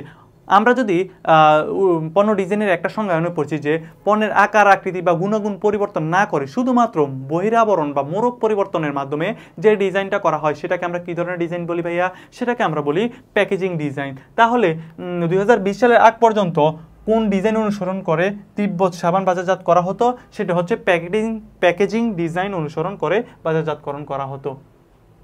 প্যাকেজিং ডিজাইন, তাহলে আমরা দিব হচ্ছে প্যাকেজিং ডিজাইন। তাহলে প্যাকেজিং ডিজাইন কাকে বলে এটা সংজ্ঞায়ন করব। তারপরে 3 নম্বর অংশে উদ্দীপকে যে কাজটা করছে, যে উদ্দীপকে কি করছে, যে কয়েক বছর পর পর মোড়ক পরিবর্তন করছে, শুধু আকার আকৃতি কিছুই পরিবর্তন করছে না, এই বিষয়টা আমরা নিয়ে আসবো। তারপরে রিলেট করব যে প্যাকেজিং ডিজাইন কিভাবে উদ্দীপকের সাথে সামঞ্জস্যপূর্ণ। আমরা যদি দেখি যে উদ্দীপকে কি হচ্ছে, শুধুমাত্র আকার আকৃতি পরিবর্তন না করে শুধুমাত্র পণ্যের মোড়কটা পরিবর্তন করছে। আর আমরা যেহেতু যে প্যাকেজিং ডিজাইনে পড়েছি, পণ্যের আকার আকৃতি গুণাগুণ অন্তর্নিহিত কোনো বৈশিষ্ট্য পরিবর্তন না করে শুধুমাত্র পণ্যের আকার বা মোড়ক বা বহিরাবরণ পরিবর্তনের মাধ্যমে যে ডিজাইনটা করা হয় সেটাকে আমরা কি বলে থাকি, সেটাকে আমরা প্যাকেজিং ডিজাইন বলে থাকি। যেহেতু উদ্দীপকের সেই একই কার্যক্রম করছে, তারা পণ্যের আকার আকৃতি পরিবর্তন করছে না, পণ্যের গুণগত মানের কোনো পরিবর্তন করছে না, শুধুমাত্র পণ্যের যে মোড়ক বা বহিরাবরণটা সেটা পরিবর্তন করছে, তাই সেটাকে আমরা কি বলতে পারি, সেটাকে আমরা প্যাকেজিং ডিজাইন অনুসরণ করেছে বলতে পারি। তারপরে যে প্রশ্নটা সেটা বলা হচ্ছে তিব্বত সাবানের জনপ্রিয়তার কারণ হলো নান্দনিক ডিজাইন, যুক্তিসহ ব্যাখ্যা করো। আচ্ছা, এতে আমাদেরকে একটা প্রশ্ন দিয়ে দিচ্ছে, এটা কি আসলে নান্দনিক ডিজাইন? আমরা যদি দেখি বিউটি সোপ লাল, হলুদ ও সবুজ 3টি রঙের মোড়কে বিভিন্ন রং এবং সুগন্ধি ব্যবহার করে ভিন্ন ভিন্ন আকারে বাজারজাত করছে। এই যে বিভিন্ন রং ব্যবহার করছে তার মানে নতুন রূপে রূপায়িত করতেছে, তাহলে কোনো অন্তর্নিহিত গুণ বা কার্যকারিতার কোনো পরিবর্তন করতেছে না, শুধুমাত্র কি করতেছে, সুগন্ধি ব্যবহার করতেছে আর কি করতেছে, আকার আকৃতি বা নতুনভাবে ডিজাইন করতেছে, নতুন রং ব্যবহার করতেছে। এই যে কাজটা করতেছে এটা কিভাবে নতুনভাবে আকর্ষণীয় করে তুলতেছে ক্রেতাদের রুচি পছন্দ অনুযায়ী। এই কাজটাকে আমরা কি ধরনের ডিজাইন বলতে পারি, নান্দনিক বা রুচিসম্মত ডিজাইন বলতে পারি। তাহলে উক্তিটির সাথে তুমি একমত বা উক্তিটি যৌক্তিক, তুমি এই জিনিসটি প্রথমে উল্লেখ করবা। দ্বিতীয় অংশে যে করলো নান্দনিক ডিজাইন বা রুচিসম্মত ডিজাইন কাকে বলে সেই বিষয়টা তুমি 2 নম্বর পয়েন্টে নিয়ে আসবা। 3 নম্বর পয়েন্টে যে উদ্দীপকে তিব্বত কসমেটিক্স যে কাজটা করতেছে এই কাজটা নিয়ে আসবা, যে আকৃষ্ট করার জন্য কি করতেছে, 2016 পর ভিন্ন মোড়কে ভিন্ন রঙে লাল, নীল, হলুদ রঙের সাবান রং ব্যবহার করে যে কাজগুলো করতেছে বা বাজারজাত করতেছে এই বিষয়টা নিয়ে আসবা। তারপরের অংশে তুমি নিয়ে আসবা যে এই তিব্বত সাবানের যে জনপ্রিয়তার কারণ নান্দনিক ডিজাইন, এটা তুমি ব্যাখ্যা করবা কিভাবে নান্দনিক ডিজাইনের ফলে জনপ্রিয়তা বৃদ্ধি পেয়েছে। নান্দনিক ডিজাইন মানে কি? নান্দনিক ডিজাইন মানে হচ্ছে পণ্যের আকার আকৃতি পরিবর্তন করে মানুষের রুচি পছন্দ চাহিদা অনুযায়ী পণ্য যে ডিজাইন করা হয় সেটাকে আমরা নান্দনিক ডিজাইন বলি। নান্দনিক ডিজাইনের মাধ্যমে একই পণ্য কোনো গুণগত মানের পরিবর্তন হয় না, শুধুমাত্র আকার আকৃতি ইত্যাদি পরিবর্তন এবং পণ্যের সুগন্ধি ব্যবহারের মাধ্যমে অথবা পণ্যের কিছু পরিবর্তনের মাধ্যমে কি হয়, পণ্যটা ডিজাইন করা হয়। এতে করে কি হয়, একই পণ্য ভিন্নভাবে ক্রেতাদের সামনে উপস্থাপন করা হয়। তাহলে কি হয়, ক্রেতারা ওই পণ্যের প্রতি আকৃষ্ট হয় এবং পণ্যের বিক্রয় বৃদ্ধি পায়। তিব্বত সাবান শুধু বাহ্যিক ডিজাইনের পরিবর্তন এনেছে, এর ফলে ক্রেতারা পণ্যের প্রতি আকৃষ্ট হয়েছে, এতে বিক্রয় বেড়েছে এবং প্রতিষ্ঠানটি বাজার দখল করতে সক্ষম হয়েছে। নান্দনিক ডিজাইনের ফলে বাহ্যিক পণ্যের পরিবর্তন করা হলেও পণ্যের মানের কোনো পরিবর্তন করা হয়নি, শুধুমাত্র আকার আকৃতি বা বাহ্যিক পরিবর্তন আনছে, শুধু কোনো মানের পরিবর্তন আনেনি। এটি তিব্বত সাবানের ক্ষেত্রেও ঘটেছে। তাই বলা যায় তিব্বত সাবানের জনপ্রিয়তা হলো নান্দনিক ডিজাইন বা রুচিসম্মত ডিজাইন উক্তিটির সাথে আমি একমত। তারপর যে সৃজনশীলটা সেটা বলা হচ্ছে যে প্যাকেজিং ডিজাইন কাকে বলে। একটু আগে তো বললাম প্যাকেজিং ডিজাইন মানে কি, মানে হচ্ছে পণ্যের আকার আকৃতি পরিবর্তন না করে শুধুমাত্র বহিরাবরণ পরিবর্তন বা মোড়ক পরিবর্তনের মাধ্যমে যে ডিজাইনটা করা হয় সেটা হচ্ছে প্যাকেজিং ডিজাইন। পণ্য ডিজাইন জীবনযাত্রার মানকে উন্নত করে। পণ্য ডিজাইন জীবনযাত্রার মানকে কীভাবে উন্নত করে এটা জানার আগে আমরা বলবো হচ্ছে পণ্য ডিজাইন কাকে বলে। পণ্য ডিজাইনের প্রথমে সংজ্ঞায়ন করবো, তারপর হচ্ছে পণ্য ডিজাইন মানকে জীবনযাত্রার মানকে উন্নত করে কীভাবে। আমরা নেক্সট প্রিভিয়াস ক্লাসে বা লাস্ট ক্লাসে আমরা পড়েছিলাম যে জীবনযাত্রার মান বলতে মানুষের আয় এবং ভোগের বৃদ্ধিকে আমরা জীবনযাত্রার মানকে বৃদ্ধি বলে থাকি। তাহলে পণ্য ডিজাইনের মাধ্যমে পণ্যের কি হয়, নতুন নতুন ডিজাইনের পণ্য বাজারে আসে। নতুন ডিজাইনের পণ্য বাজারে আসলে কি হয়, বাজারে বিক্রয় পরিমাণ বৃদ্ধি পায়, ভোক্তারা নতুন পণ্য ভোগের সুযোগ পায়। আর যখন একটা প্রতিষ্ঠানের পণ্য উৎপাদন করে তাহলে কি হয়, পণ্যটা বিক্রয়ের জন্য তো কোনো জনবলের প্রয়োজন হয়। এতে করে কি হয়, লোকজনের কাজের ব্যবস্থা হয় অথবা কর্মসংস্থানের সুযোগ বাড়ে। এতে করে বেকার সমস্যা দূর হয়। কাজ পাওয়ার পর যে কর্মীরা আছে তারা কি পায়, বেতন পায় অর্থাৎ টাকা পায়। এই যে একদিকে অর্থ বাড়লো, একদিকে মানুষ নতুন নতুন পণ্য ব্যবহারের বা ভোগের সুযোগ পেল। এই দুইটা বেতন বৃদ্ধি অর্থাৎ অর্থনৈতিক প্রবৃদ্ধি এবং ভোগের বৃদ্ধি যখন হয় তখন সেটাকে আমরা জীবনযাত্রার মান উন্নত বা জীবনযাত্রার মানকে উন্নয়ন বলে থাকি। তাহলে পণ্য ডিজাইনের মাধ্যমে যেহেতু বাজারে নতুন পণ্য বাজারে ছাড়া হয়, একই সাথে কি হচ্ছে, একই সাথে পণ্যটা বিক্রয়ের জন্য যে জনবল নিয়োগ হচ্ছে সেই ক্ষেত্রে অর্থনৈতিকভাবে স্বাবলম্বী হচ্ছে, জীবনযাত্রার মানও উন্নত হচ্ছে। এইভাবে আমরা ব্যাখ্যা করতে দিব। এটা তো হচ্ছে তোমাকে জাস্ট বোঝানোর জন্য বললাম। তুমি যদি চাও বইয়ের মতো লিখতে পারো, জাস্ট কেন জীবনযাত্রার মানকে বৃদ্ধি করে এই জিনিসটা জাস্ট বোঝানোর জন্য তোমাকে এভাবে বলা হলো। আর তুমি যদি দেখো যে পণ্য ডিজাইন উন্নয়নের মাধ্যমে পণ্যের গ্রহণযোগ্যতা এবং উপযোগিতা বাড়ে। উপযোগিতা বাড়ার ফলে ভোক্তাদের সেই পণ্য বারবার কিনতে আগ্রহী হয়, ফলে মানুষের ভোগ প্রবণতা বৃদ্ধি পায়। আর ভোগ প্রবণতা বাড়ার হলো জীবনযাত্রার মান উন্নয়ন। এভাবে নতুন পণ্য ডিজাইনের মাধ্যমে জীবনযাত্রার মান কি হয়, উন্নত হয়। তারপর যদি আমরা গ নাম্বার প্রশ্ন দেখি, গ নাম্বার প্রশ্ন আমাদেরকে বলা হচ্ছে যে উদ্দীপকে তানিয়া ইলেকট্রনিক্স কোন ধরনের পণ্য ডিজাইন অনুসরণ করছে। তানিয়া ইলেকট্রনিক্স কি করছে, তানিয়া ও সোনি ইলেকট্রনিক্স দুটি প্রতিষ্ঠানই ওয়েলফেয়ার ল্যাপটপ উৎপাদন এবং বিপণন করে। তানিয়া কসমেটিক্স যাদের ল্যাপটপ ভোক্তাদের কাছে আকর্ষণীয় করার জন্য বাহ্যিক সৌন্দর্যের প্রতি বেশি গুরুত্ব দেয়। আচ্ছা, বাহ্যিক সৌন্দর্যের প্রতি বেশি গুরুত্ব দেয়। তাহলে তানিয়া ইলেকট্রনিক্স কোন ধরনের পণ্য ডিজাইন করছে, এটা হচ্ছে নান্দনিক বা রুচিসম্মত ডিজাইন। নান্দনিক বা রুচিসম্মত ডিজাইন কাকে বলা হয়, নান্দনিক বা রুচিসম্মত হচ্ছে বাহ্যিক আকার আকৃতি পরিবর্তনের মাধ্যমে যে ডিজাইন করা হয় সেটাকে আমরা কি বলি, নান্দনিক বা রুচিসম্মত ডিজাইন বলি। তাহলে আমরা প্রথম অংশে কি দিব, জ্ঞানমূলকটা দিব। দ্বিতীয় অংশে কি দিব, যে নান্দনিক বা রুচিসম্মত ডিজাইন কাকে বলে সেটা সংজ্ঞান করব। তৃতীয় অংশে আমরা উদ্দীপক আনবো এবং কি করব, নান্দনিক ডিজাইনের সাথে সেটা কেন রিলেটেড সেই বিষয়টা আমরা উল্লেখ করব। তারপর যদি আমরা দেখি 4 নম্বর অংশে বলা হচ্ছে পণ্য ডিজাইনের ধরন উল্লেখপূর্বক সোনি ইলেকট্রনিক্সের ব্যবসায়িক সফলতার কারণ উদ্দীপকের সাথে মিলাও। এনে বলা হচ্ছে সোনিয়া ইলেকট্রনিক্স পণ্যের স্থায়িত্ব এবং মানের প্রতি বেশি গুরুত্ব দেয় এবং ভোক্তাদের গ্যারান্টি এবং ওয়ারেন্টি সহ বিভিন্ন ধরনের ব্যক্তিগত সেবা প্রদান করে। স্থায়িত্ব এবং মানের প্রতি বেশি গুরুত্ব দেয়। এই স্থায়িত্ব মানের প্রতি গুরুত্ব দেওয়া হয় কোন ডিজাইনে, এটা হচ্ছে ক্রিয়াগত বা ব্যবহারিক ডিজাইনে।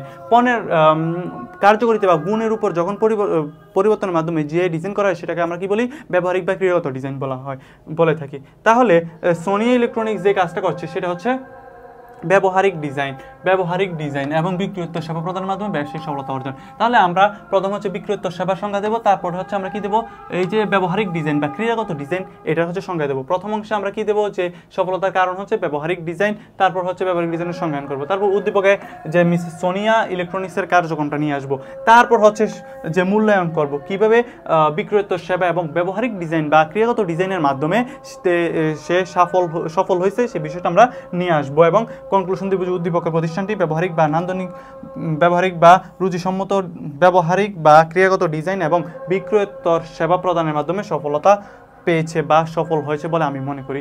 এই জিনিসটা আমরা উল্লেখ করব। তারপরে সৃজনশীল যদি আমরা দেখি, বলা হচ্ছে পণ্য ডিজাইন কাকে বলে। পণ্য ডিজাইন কাকে বলে এটা অনেকবার বলা হয়েছে। পণ্য ডিজাইন হচ্ছে পণ্যের আকার, আকৃতি, গুণ, বৈশিষ্ট্য ইত্যাদি নির্ধারণ করাকে পণ্য ডিজাইন বলা হয়। প্যাকেজিং ডিজাইনের মাধ্যমে পণ্যকে আকর্ষণ করে তোলা হয়। প্যাকেজিং ডিজাইনের সঙ্গে দেব, প্যাকেজিং ডিজাইনের মাধ্যমে কীভাবে পণ্যকে আকর্ষণ করে তোলা হয়। প্যাকেজিং ডিজাইনের মাধ্যমে পণ্যের বহিরাবরণ বা মোড়ক পরিবর্তন করা হয়, এতে করে কী হয়, পণ্যের আকর্ষণীয় হয়ে ওঠে। উদ্দীপকে উল্লেখিত মিস্টার আকাশ পণ্য ডিজাইনে কোন পর্যায়ে অবস্থান করছে? মিস্টার আকাশ কি করছে? মিস্টার আকাশ একটি প্রতিষ্ঠিত কোম্পানির উৎপাদন ব্যবস্থাপক। তিনি একটি পণ্য ডিজাইনে কাজ করছেন। এরই অংশ হিসেবে সম্প্রতি তিনি ভোক্তা জরিপ এবং গবেষণা করছেন। ভোক্তা জরিপ গবেষণা ভোক্তাদের রুচি আকাঙ্ক্ষা পর্যালোচনা করছেন। এই যে কাজটা, ভোক্তা জরিপ, ভোক্তা গবেষণা, ভোক্তাদের প্রয়োজন, অভাব ইত্যাদি জানার চেষ্টা, এটা কোন কাজের কোন পর্যায়ের অন্তর্ভুক্ত? এটা হচ্ছে ধারণা উন্নয়ন পর্যায়ের অন্তর্ভুক্ত। যেহেতু আমরা একটু ধারণা উন্নয়ন পর্যায়টি একটু আলোচনা করছি, তাহলে তোমরা লিখবা যে ধারণা উন্নয়ন পর্যায়। তারপর ধারণা উন্নয়ন পর্যায়ের সংজ্ঞায়ন করবা কোনটাকে ধারণা উন্নয়ন পর্যায় বলা হয়। ধারণা উন্নয়ন পর্যায়ে কি করা হয়? ভোক্তা জরিপ করা হয়, বাজার গবেষণা করা হয়, ক্রেতাদের রুচি, তাদের পছন্দ অনুযায়ী পণ্য কীভাবে উৎপাদন করা যায় সেই বিষয়ে ধারণা নিয়ে থাকে। তারপর উদ্দীপকটা নিয়ে আসবা এবং কেন এটাকে ধারণা উন্নয়ন স্তরে বলা হচ্ছে সেই বিষয়টা একটু ব্যাখ্যা করবা। তারপরের প্রশ্নে যে বলা হচ্ছে যে মিস্টার আকাশ দ্বিতীয় পর্যায়ে গৃহীত সিদ্ধান্তটি যথার্থতা পণ্য ডিজাইনের পর্যায়ে উল্লেখপূর্বক লিখো। তার বলা হচ্ছে কিন্তু পণ্যটির উৎপাদন খরচ বেড়ে যাওয়ায় পণ্যের আশঙ্কা রয়েছে। তিনি প্রতিযোগীদের কথা মাথায় রেখে বেশি পরিমাণ পণ্য উৎপাদন না করে স্বল্প পরিমাণে পণ্য উৎপাদনের কথা চিন্তা ভাবনা করছেন। স্বল্প পরিমাণে কোন পর্যায়ে উৎপাদন করে ভাইয়া? স্বল্প পরিমাণে হচ্ছে পরীক্ষামূলক পর্যায়ে উৎপাদন করে। তাহলে আমরা যদি দেখি তিনি যে কাজটা করছেন এটা হচ্ছে পরীক্ষামূলক উৎপাদন স্তরে রয়েছে, পরীক্ষামূলক পণ্য উৎপাদনের সিদ্ধান্ত গ্রহণ করছেন। তাহলে প্রথম অংশ আমরা যে জ্ঞানমূলক এটা আমরা উল্লেখ করব। আমাদেরকে বলা হচ্ছে যে পণ্য উৎপাদন পর্যায়ের স্তর উল্লেখপূর্বক। তাহলে আমাদেরকে অবশ্যই যে পরীক্ষামূলক উৎপাদন স্তর এটা অবশ্যই আমাদেরকে কি করতে হবে? উল্লেখ করতে হবে। তারপর পরীক্ষামূলক উৎপাদন স্তর কোনটা সেই বিষয়টা আমরা নিয়ে আসবো। তারপর হচ্ছে উদ্দীপকের যে ঘটনাটা ঘটলো এই উদ্দীপকের ঘটনাটা আমরা নিয়ে আসবো। তারপরে এই যে প্রতিযোগীদের কথা মাথায় রেখে যে তিনি কি করলো, স্বল্প পরিমাণে পণ্য উৎপাদন করলো, এই বিষয়টা আমরা ব্যাখ্যা করব এবং তার এই যে সিদ্ধান্তটা এই সিদ্ধান্তটা আমরা মূল্যায়ন করব। কিভাবে? মিস্টার আকাশ পরীক্ষামূলক পণ্য ডিজাইনের সিদ্ধান্ত নিয়েছেন। এক্ষেত্রে তিনি স্বল্প পরিমাণে পণ্য ডিজাইনকৃত পণ্য উৎপাদন করে বাজারজাত করেন। ফলে তিনি বুঝতে পারবেন বাজারে পণ্যটির গ্রহণযোগ্যতা কেমন। যদি পণ্যটি তাদের ক্রেতাদের গ্রহণযোগ্যতা পায় তাহলে তিনি পরবর্তীতে চূড়ান্ত পর্যায়ে পণ্য উৎপাদন করবেন। আর গ্রহণযোগ্যতা না পেলে ডিজাইনকৃত পণ্যটি বাতিল অথবা প্রয়োজনীয় সংশোধনমূলক ব্যবস্থা গ্রহণ করবেন। এভাবে নতুন পণ্যের সফলতা এবং ব্যর্থতা যাচাই করা যায়, তাই বলা যায় অথবা সুতরাং অথবা পরিশেষে আমরা বলতে পারি কি আকাশে পরীক্ষামূলক পণ্য উৎপাদনের সিদ্ধান্তটি কি যথার্থ বলে আমি মনে করি। বেশ, তারপরে সৃজনশীলটা যে জিনিসটা বলা হচ্ছে যে ব্যবহারিক ডিজাইন কাকে বলে? ব্যবহারিক ডিজাইনের আরেক নাম কি ভাইয়া? ব্যবহারিক ডিজাইনের আরেক নাম হচ্ছে ক্রিয়াগত ডিজাইন। ব্যবহারিক ডিজাইন কাকে বলা হয়? পণ্যের অভ্যন্তরীণ গুণাগুণ অথবা কার্যকারিতা পরিবর্তনের মাধ্যমে যে ডিজাইন করা হয় সেটাকে আমরা কি বলি? ব্যবহারিক ডিজাইন বলা হয়। পণ্য ডিজাইন পণ্যের আকর্ষণীয় করে তোলে অথবা আকর্ষণ বাড়ায়, এই জিনিসটা কি বলা লাগবে? প্রথমে আমরা কি দেবো? পণ্য ডিজাইন ব্যাখ্যা দিব। তারপর পণ্য ডিজাইনের মাধ্যমে কীভাবে পণ্যের আকর্ষণীয় বাড়ায় এটা আমরা পূর্বে আলোচনা করছিলাম, এই বিষয়গুলো নিয়ে আসবা। তারপর হচ্ছে 3 নম্বর প্রশ্নে বলা হচ্ছে যে উদ্দীপকে কোন ধরনের পণ্য ডিজাইনের কথা বলা হয়েছে। উদ্দীপকে ঈশান সোহানু রবিন 3 বন্ধু ফ্যাশন ডিজাইনের উপর পড়াশোনা করে 7 রং নামে ফ্যাশন হাউস প্রতিষ্ঠা করেন। তারা দেশীয় সংস্কৃতির কথা বিবেচনা করে প্রচলিত ফ্যাশনের পাশাপাশি আকর্ষণীয় বৈশিষ্ট্যপূর্ণ পোশাকের সমারোহ ঘটায়। এজন্য তারা দেশব্যাপী তাদের পোশাকের সুনাম রয়েছে। বৈশিষ্ট্য সম্পূর্ণ আকর্ষণীয় বৈশিষ্ট্য সম্পূর্ণ কি করে? পোশাকের সমারোহ ঘটিয়েছে। তাহলে এই যে আকর্ষণীয় বৈশিষ্ট্য সম্পূর্ণ পোশাক, এই যে আকর্ষণীয় পোশাক কই এই যে আকর্ষণীয় প্রচলিত ফ্যাশনের পাশাপাশি আকর্ষণীয় বৈশিষ্ট্যসূচক পোশাক তৈরি করছে, এটা হচ্ছে আমাদের মূলত এটা হচ্ছে নান্দনিক বা রুচিসম্মত ডিজাইন, অর্থাৎ ক্রেতা বা ভোক্তাদের রুচি, তাদের পছন্দ, তাদের প্রয়োজন অনুযায়ী যখন পণ্যটা উৎপাদন করবে সেটাকে আমরা কি বলি, আকর্ষণীয় বা রুচিসম্মত বা নান্দনিক ডিজাইন বলে থাকে। তাহলে এই জিনিসটা আমরা লিখবো, প্রথমে কি দিব, জ্ঞানমূলক আমরা নান্দনিক বা রুচিসম্মত ডিজাইন দিব, নান্দনিক ডিজাইন দিব, তারপর নান্দনিক ডিজাইনের সংজ্ঞায়ন করব, তারপরে কি করবো, উদ্দীপকটা নিয়ে আসবো এবং উদ্দীপকের সাথে আমরা কি করব, এই যে নান্দনিক ডিজাইনটা কেন নান্দনিক ডিজাইন হলো সে বিষয়টা আমরা রিলেটেড করব। যেমন হচ্ছে দেশীয় সংস্কৃতি বিবেচনায় পণ্য ডিজাইনে পণ্যের রং, স্টাইল এবং বাহ্যিক আকৃতি পরিবর্তন এসেছে। তাদের নতুন পণ্যের সুনাম দেশব্যাপী ছড়িয়ে পড়েছে, এতে পণ্যটি ক্রেতাদের দৃষ্টি আকর্ষণ করে হয়ে উঠবে। ডিজাইনের এই বৈশিষ্ট্যগুলো বিবেচনায় 7 নং ফ্যাশনকে আমরা কি বলতে পারি, নান্দনিক ডিজাইন বা রুচিসম্মত ডিজাইন অনুসরণ করেছে, এই বিষয়টা আমরা বলতে পারি। তারপরে যে প্রশ্নটা সেটা বলা হচ্ছে যে পণ্য ডিজাইনে দেশীয় সংস্কৃতি তুলে ধরে, উদ্দীপকের আলোকে ব্যাখ্যা করো। পণ্য ডিজাইন দেশীয় সংস্কৃতি তুলে ধরে, তারপরে দেশীয় সংস্কৃতি মানে কি? প্রথমে আমরা লিখবো যে পণ্য ডিজাইন দেশীয় সংস্কৃতি তুলে ধরে, উক্তিটির সাথে আমি একমত। তারপরে দেশীয় সংস্কৃতি বলতে কি বুঝি সেই বিষয়টা আমরা 2 নম্বর পয়েন্টে নিয়ে আসবো। দেশীয় সংস্কৃতি বলতে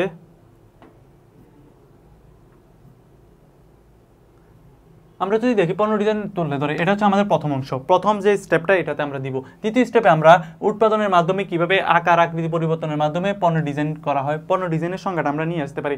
তারপর হচ্ছে যে আমাদের যে দেশীয় সংস্কৃতি, দেশীয় সংস্কৃতিটা মানে কি? দেশীয় সংস্কৃতি মানে হচ্ছে একটি দেশে দীর্ঘদিন ধরে থাকা প্রচলিত যে নিয়ম নীতি অথবা প্রথা অথবা হচ্ছে মূল্যবোধ ইত্যাদি সমষ্টিকে আমরা বলে থাকি কি সংস্কৃতি বলে থাকি। তাহলে ডিজাইনের মাধ্যমে কিভাবে সংস্কৃতিকে তুলে ধরে, একটা পণ্য যখন যেই দেশে ডিজাইন করা হয় সেই দেশের মানুষের প্রয়োজন, তাদের ধ্যান ধারণা, তাদের মূল্যবোধকে বিবেচনায় রেখে ওই অনুযায়ী পণ্যটাকে ডিজাইন করা হয়। তাহলে এই জিনিসটা আমরা 2 নম্বর অংশে নিয়ে আসবো। 3 নম্বর অংশে আমরা উদ্দীপকটা আনবো। 4 নম্বর অংশে কিভাবে উদ্দীপকের সাথে আমরা বলতে পারি যে পণ্য ডিজাইন দেশীয় সংস্কৃতিকে তুলে ধরে। পণ্য ডিজাইনের মাধ্যমে কি হয়, পণ্য ডিজাইনের মাধ্যমে দেশীয় সংস্কৃতিকে প্রাধান্য দেওয়া হয়, এতে ডিজাইন ক্রেতাদের আকৃষ্ট করে, দেশীয় সংস্কৃতিকে ক্রেতার সামনে নানাভাবে লালন করতে চায়।